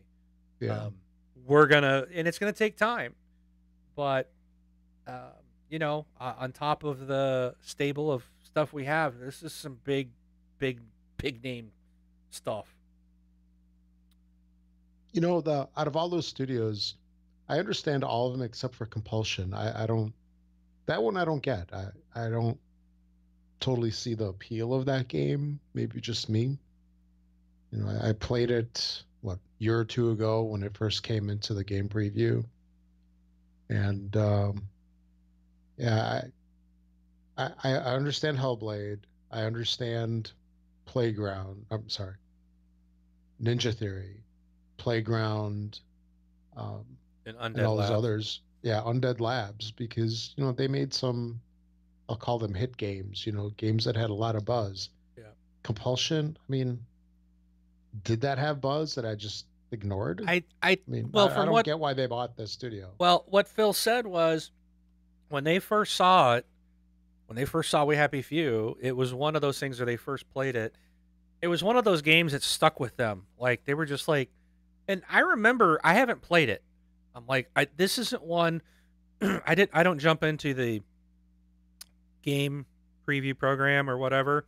Right. I want to wait till the game's done, because even when it's done, it's still not done. They're always patching everything. But I want retail or released version. And We Happy Few is one that I do want to check out. I probably will get. Because that whole thing about taking your joy and not this whole society not dealing with life. They're just getting high on this drug to try to make everything look good. It's a very interesting. It's something new. It's not another on-rail shooter or another open world game. This is out of the blue, something different. It's not a zombie game. It's for pirates. Well, that we know of. Yeah. Stop taking your joy. Maybe everyone is a zombie. Maybe that's why they're taking joy.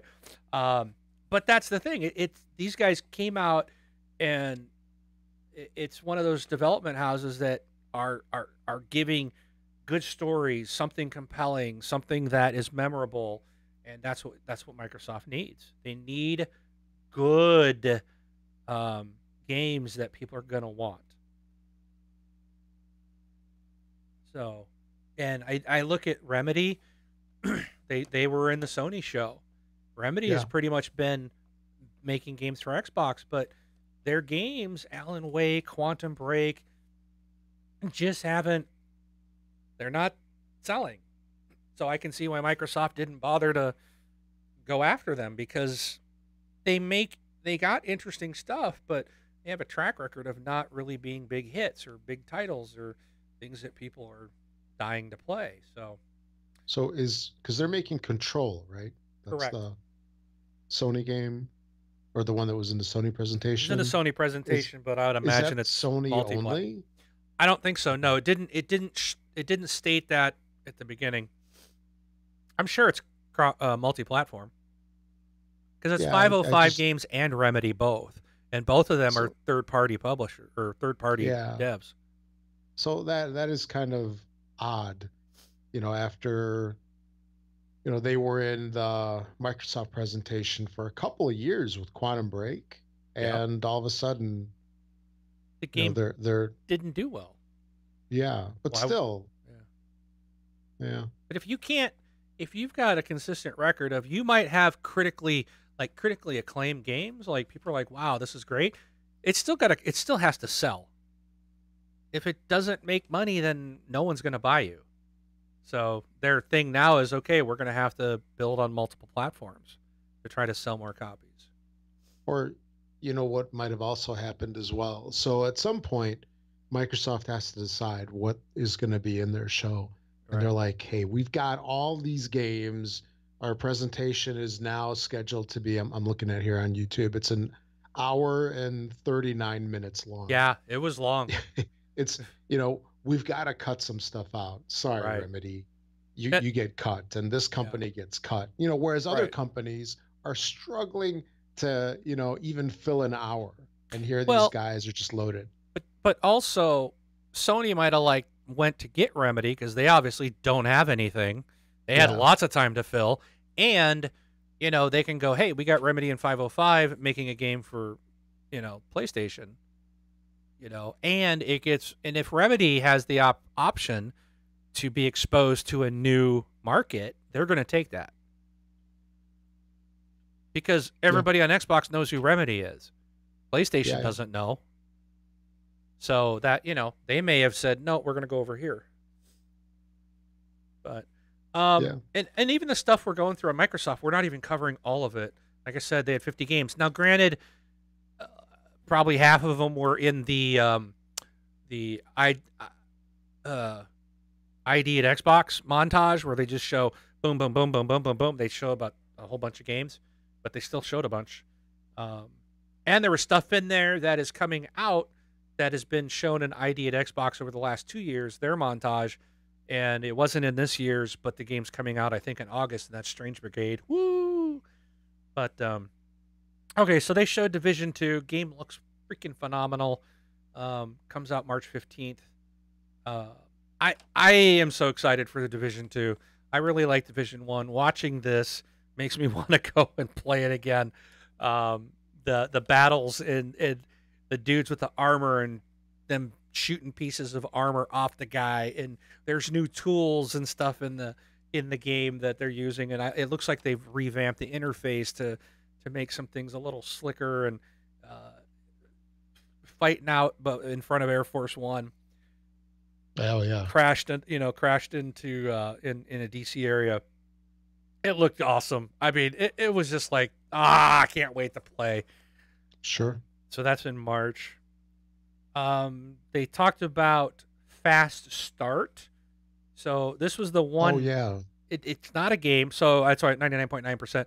This was the only other thing that really wasn't based on a game per se. But Fast Start. So right now when you download a game, it's you get the ready to play. So like when it downloads a certain portion, you can play it even though it's not fully downloaded and installed. So Fast Start is, they're saying that this is machine learning that is going to basically learn, like, my understanding is the way, like, you play, Rob. So if you download Call of Duty and you're always jumping into the multiplayer, it's going to know that you are a multiplayer person. So it's going to download the multiplayer components first.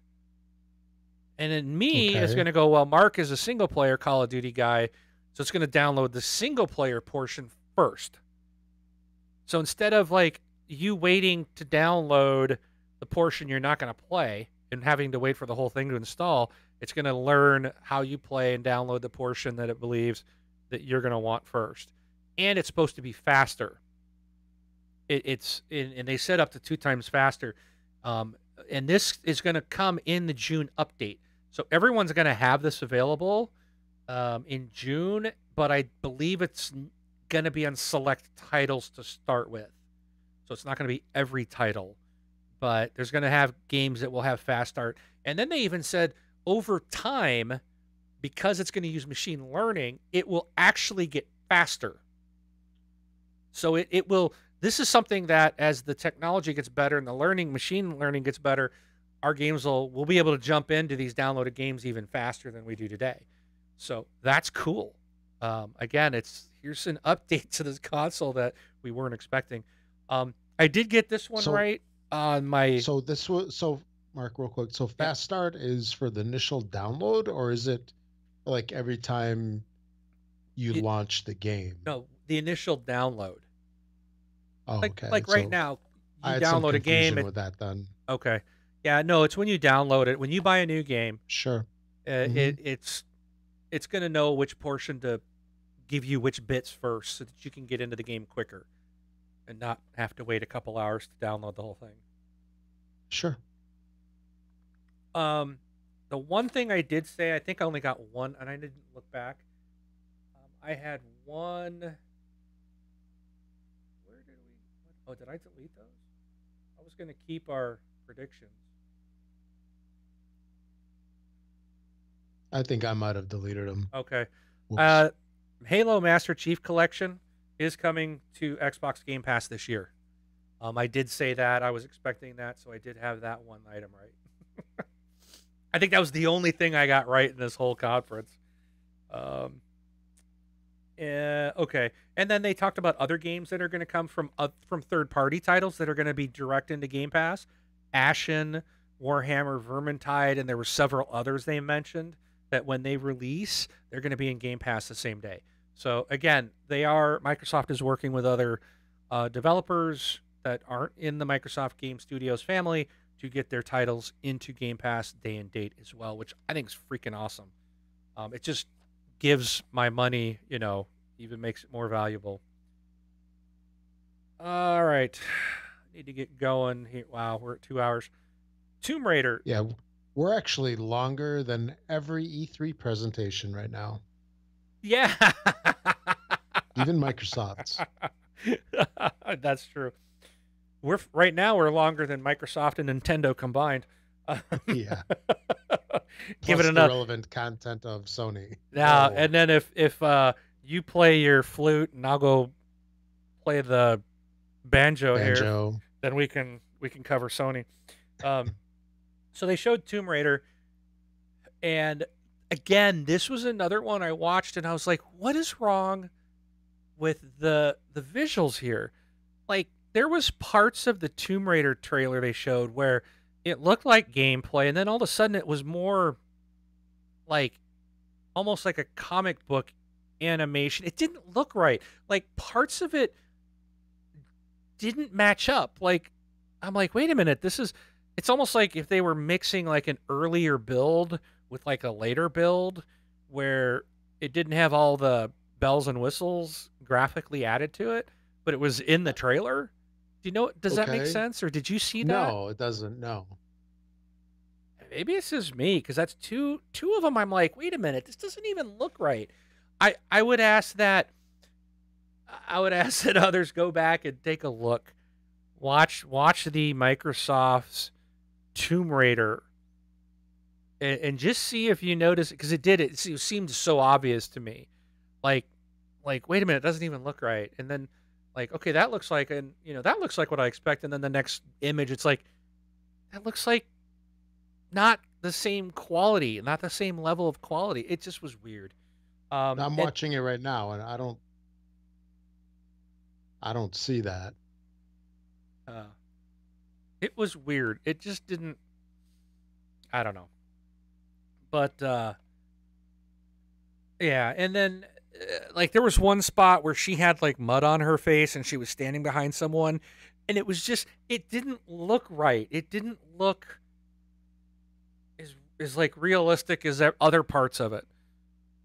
When I saw the demo in the was it Square Enix show, like theirs looked great. Like the whole thing looked great. But in the Microsoft one, I thought it looked weird. It didn't like parts of it. So I'm not sure. How did you watch it? Was it on like YouTube or was it Mixer or? I was on the IGN app on the Xbox. Okay. And it could be that. It could be the way, and that's why I'm saying maybe it was the way I was watching it. Maybe the feed wasn't a 4K feed, you know. Yeah, it could be. I should watch it on my computer back through Mixer or even the Xbox YouTube page should have it, and maybe it'll look better. But I do want to say real quickly in the Square Enix, and I posted this I think on our Facebook group. So they're doing this gameplay, and she's sneaking through the grass, and there's like a dude. There's two guys standing out in the jungle, and the one guy's like, "Oh, what's the passcode?" And he's on a computer, and the other guy tells him. And then the guy that told him the passcode walks away, right? Or she shoots like an arrow somewhere, and he's like, "Oh, I'm coming." So he goes over there, and then she kills the guy that was at the computer. Well, then the other guy comes back, and he goes, "Whoa, dead body. It looks fresh." I'm like, you were just talking to the guy. I was like, are you kidding me? I'm like, I'm like, can you imagine turning around and go, "Oh, that looks fresh. I think he's dead." You know, like you just come across the body, and I'm like, you were just talking to him. It just struck me as so humorous. Like, wow, that's bad. That's bad audio. Yeah, but it's still it's nitpicking, but it was something I'm like, that's the first thing I thought of, when they said that. So, they showed off Dying Light 2. Which is interesting because like you're going to be able to partner with certain groups in the game, and like if you go and partner with the people that supply the water or they have water, like it alters the world. Like it'll change the game. It'll change, and there's a whole bunch of decisions that you can make in this game that will actually alter the physical world and things that happen in it. So that's going to be interesting, I think. Battletoads was announced, which is interesting because I think 2 years ago Phil Spencer had a Battletoads t-shirt on, and everybody's been waiting for that game, and it was announced. So that's coming. They didn't show anything, but it's official. Just Cause 4 they talked about, and then they went into Gears of War. And there's 3 Gears of War games coming out. Yeah. Which I was like, wow, that's impressive. So the first one is Gears Pop. It's a mobile game. The pop part is for the Funko that makes those vinyl pop characters. So the characters even look like those Funko vinyl pop characters. Bobbleheads, yeah. It looks like it was like humorous, what they showed us. So I think this is going to be a cute, probably a pretty fun game to play on mobile. Like a casual play game. Yeah, yeah. Gears Tactics, which is like a XCOM style of game. Looks like an RTS style, but it's PC only, which I found weird. What do you think of that, Rob? PC only. So I was surprised at both of these, that they were in the Microsoft E3, which is primarily Xbox focused, but I guess it really doesn't need to be. We just are used to that. But it makes sense. It's a Microsoft studio. They're releasing it. They want it to get the publicity. Yeah. And it's cool to have more Gears content. That's for sure. And then they showed off Gears 5, which I wrote Gears 5 and I'm like, oh, I know it's Gears of War 5. But then when I rewatched it, they called it Gears 5. It was listed on their show as Gears 5, not Gears of War 5, which I thought was interesting. So I don't know if Why? Like, you think it's something different? No, but the game is Gears of War. Right. And it's been Gears of War 1, 2, 3, Gears of War Judgment, Gears of War 4. Their title said Gears 5. Yeah, you're right. So they've dropped the of war, which I thought was interesting. Not that it matters. It's a continuation of Gears of War 4. Right. And you know, Kate is the main storyline. It was weird because like JD was in there, and I didn't even know it was JD. I was like, who is this guy? And then she said later, why did JD tell you? Or she said his name was JD. I was like, that's JD. What the heck happened? Like, he didn't even look the same from what I remember. So I can't wait for Gears 5. The game looks phenomenal. It was probably one of the best looking games in the Microsoft show. It looked freaking great. And that's coming out in 2019. And Xbox Game Pass, baby. Yeah. So it will not cost me $60. So, and then they talked about next consoles being worked on. They just briefly basically just said, yeah, we're working on the next gen of consoles, and left it at that. And it, you know, they didn't show anything. He just basically said, and you know, we're going to keep at it, making the best possible stuff. So more Xbox One is not the end of the road for the consoles. And then it was interesting. I don't know if you caught this. Phil Spencer was saying, you know, have a great E3. And as he was signing off, the Microsoft Xbox conference got hacked. Oh, yeah. Did you see that? That was like the cool. Coolest segue that they've ever done. Yes. I mean, yeah. And it was like all of a sudden, as he's trying to sign up, the lights start flashing and it's like, and he's looking around like, what's going on? He, even Phil was all like, the screens. Yeah, everything got taken over. The green went to red, and then you saw this like, you know, almost like a DOS screen coming up, and someone's typing in and launching a video, and it was Cyberpunk 2077. And these guys are from CD Projekt Red. And Rob, I've heard of this game before, and you know, when the word punk's in it, I typically have no interest. Right. I was floored by what they showed off, and and now it's been confirmed. I think it was today. This is going to be a first-person RPG, so it will not be third-person like The Witcher 3. This will be a first-person game, and it is an RPG. But I really can't wait to see more. I want to see what this game's going to be like. This just shot to the top of my radar. It was something I'd never played Witcher. I don't think I've ever played anything from these guys. And the trailer, and I know it's just, and you know, in-engine cutscenes, but wow, it looked cool. What'd you think? So, I mean, it looked amazing. It, like I mentioned in the prior episode, it really reminded me like of a Luc Besson game, like movie like Fifth Element. You know what I'm talking about, with Chris Tucker, Yep. Bruce Willis. Yep. And such. It had very much like that kind of vibe to it. And Yeah. and I love those movies. They're just amazing.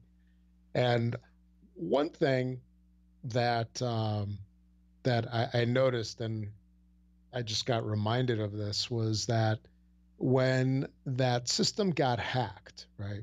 Uh-huh. When it got hacked, you know, it went like, you know, change. It was a DOS screen, like amber, green screen, whatever, and you know, change directory, and it ran an executable, and then it flashed all this stuff on the screen.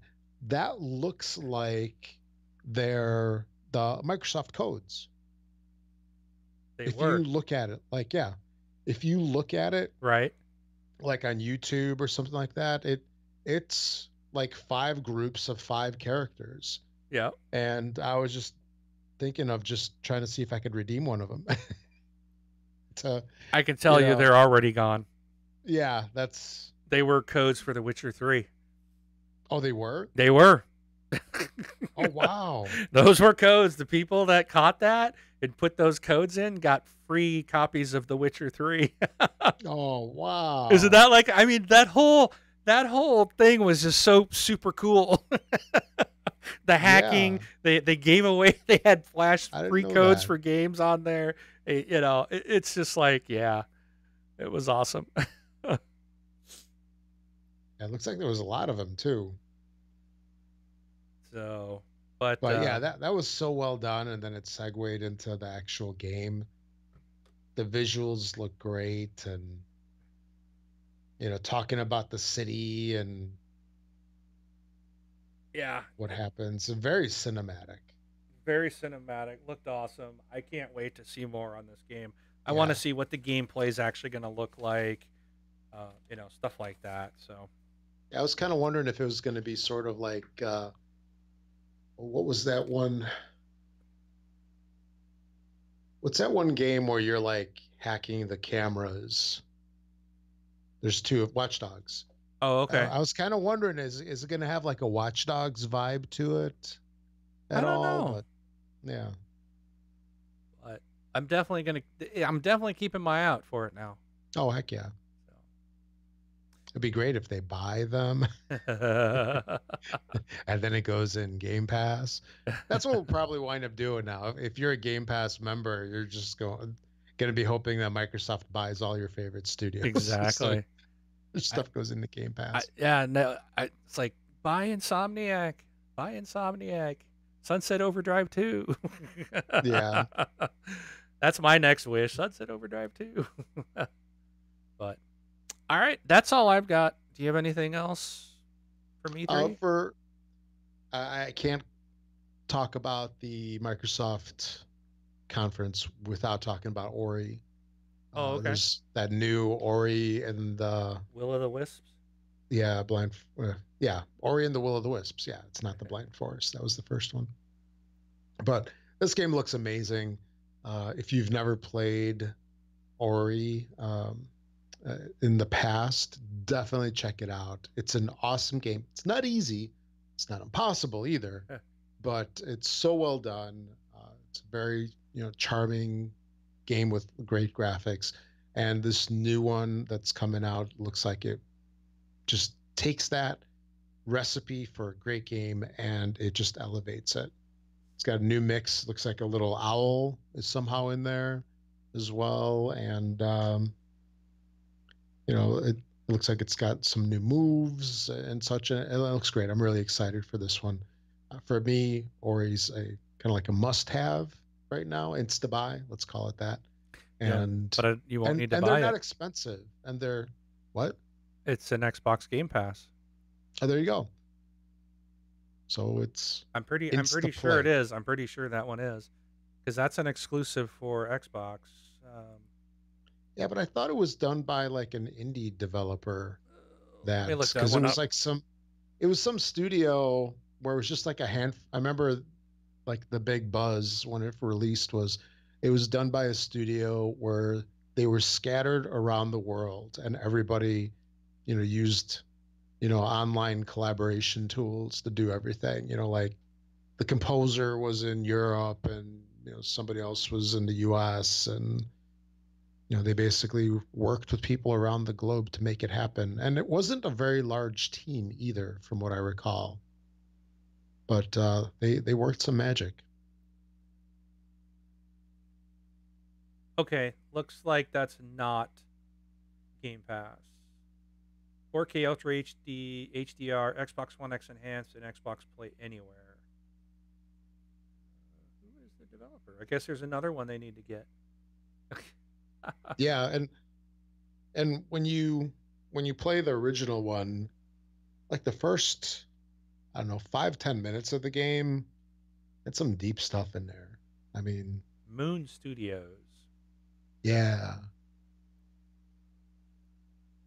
Okay, so you'll have to buy that one, Rob.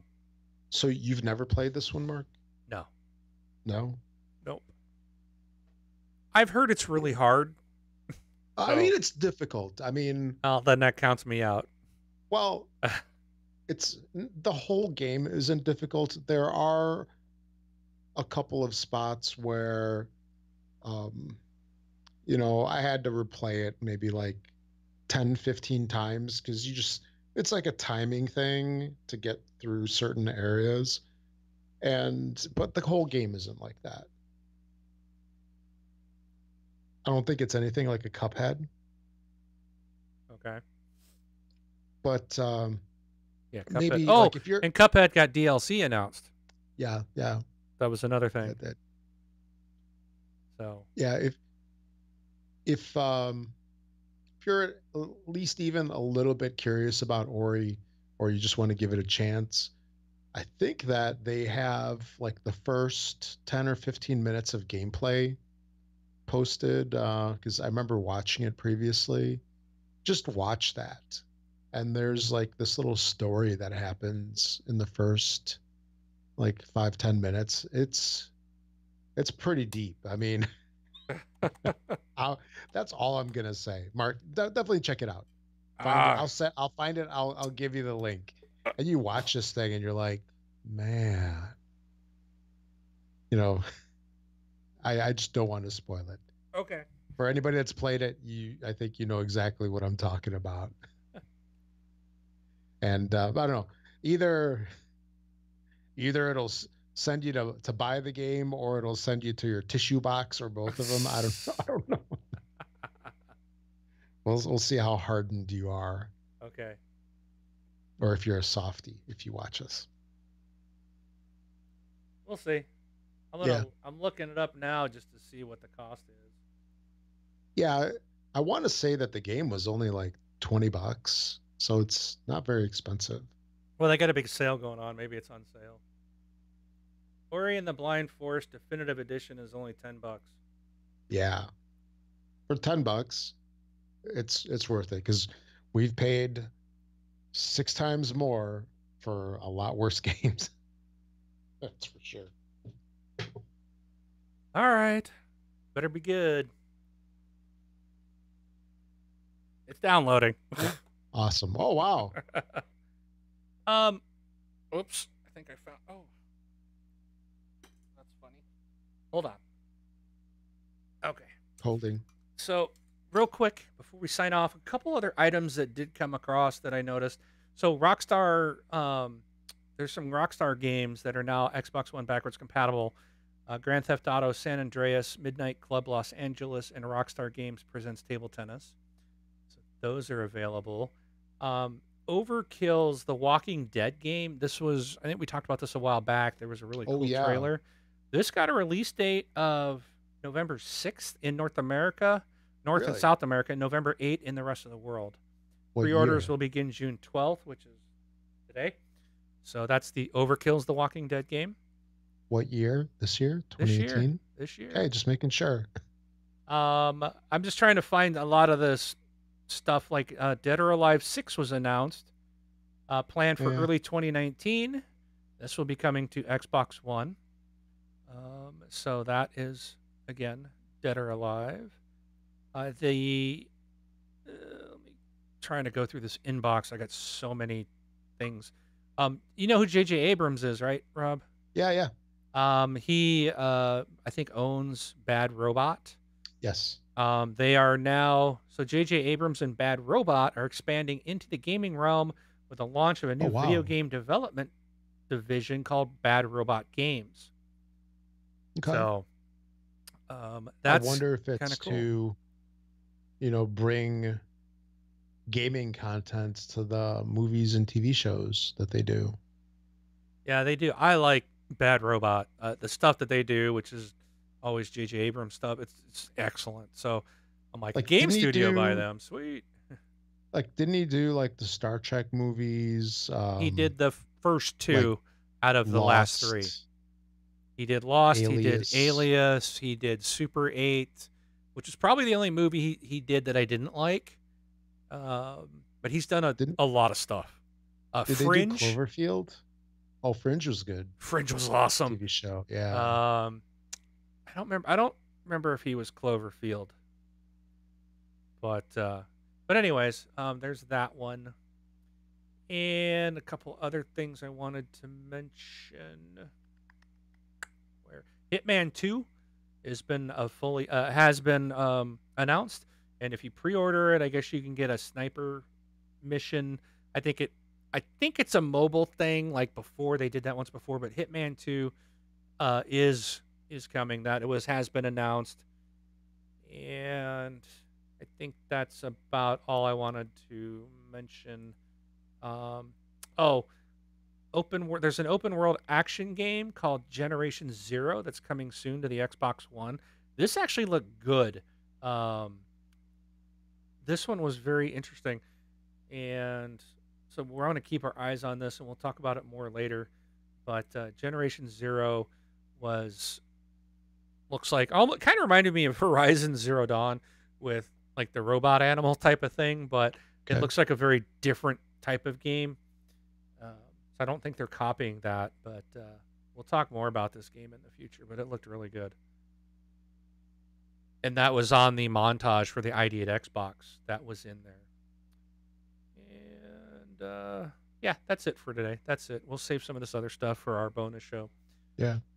Oh, and they also had Tunic, which was an interesting, cutesy little looking game. It looks like almost like a Zelda clone, like the old school Zeldas before they went into like the 3D, first person, third person, whatever gaming environment. So, the graphics look great on it, and I'm really curious to see if this one delivers, because I loved playing Zelda: A Link to the Past and those style games, before the 3D. Before the 3D jump. Back when they were good. Or when they were original, the original way. And I'm curious to see if it's going to deliver. Because I'm always looking for those like unusual games, that really, have some like awesome like gaming quality to them. Kind of like what was the one with the marker? Max and the Curse of the Brotherhood. Oh yeah. Like those like games from those like smaller studios that just come up out of nowhere, and they're awesome. They're great games. They deliver fun. Yeah. And it'd be cool if that comes out. And I was really hoping to see more of Wargroove. I really expected them to show a bunch. Although I want to say now that they did show like a little clip, because I thought they did like a roll of like indie games that are coming. So Wargroove is like a modern take on there was a game called Advance Wars out on the Nintendo systems years ago. Right. I'm talking like the Game Boy Advance. And I don't even know what other platform I had it on, because I remember playing it on a couple different platforms. But it was awesome. It's turn-based. The graphics are really simple. Just like one side attacks the other and vice versa. And then whoever's left survives to move on. But it was tactical, and it was a lot of fun. And it looks like they're going to bring that over to the Xbox and maintain some of that. It's not really pixel art, but like that old style art that fans of Advance Wars and similar games that are, that we're used to. So, hoping that comes out soon. Cool. I gotta add that Ori to my game group. Oh, so you see it. Yeah. I was thinking of these game groups, we talked about them a couple episodes ago. And like in my house, when I buy food, I sometimes, put things in the cupboards, whether it's down low or up high.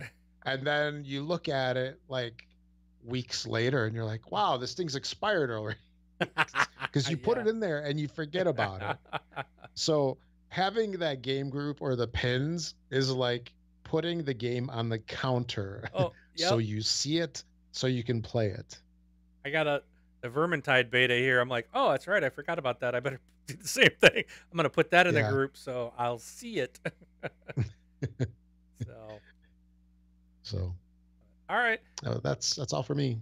All right, so we'll be back again next week with our regular scheduled program, and thank you guys for tuning in this week. And hopefully, if you got any comments or thoughts about the stuff that we said, if you think we're wrong, you can certainly try to call in and send us a voicemail or an email and tell us what we did wrong or how we're wrong. But just know we're not wrong. But we welcome your comments anyways. Yes. All right, no, thank you guys. We appreciate it. Again, if you, I do want to pimp Patreon for those that would like to get our bonus shows, which we've got 2 out there so far. So I don't know if we'll get one this week due to E3 and everything that's gone on, but we're planning to do weekly bonus shows as well. So just become a patron, and you can get access to that. All right, I am Mark, aka Wingman 709, taking off. And I'm Rob, also known as Prestar. Thanks for listening, everybody.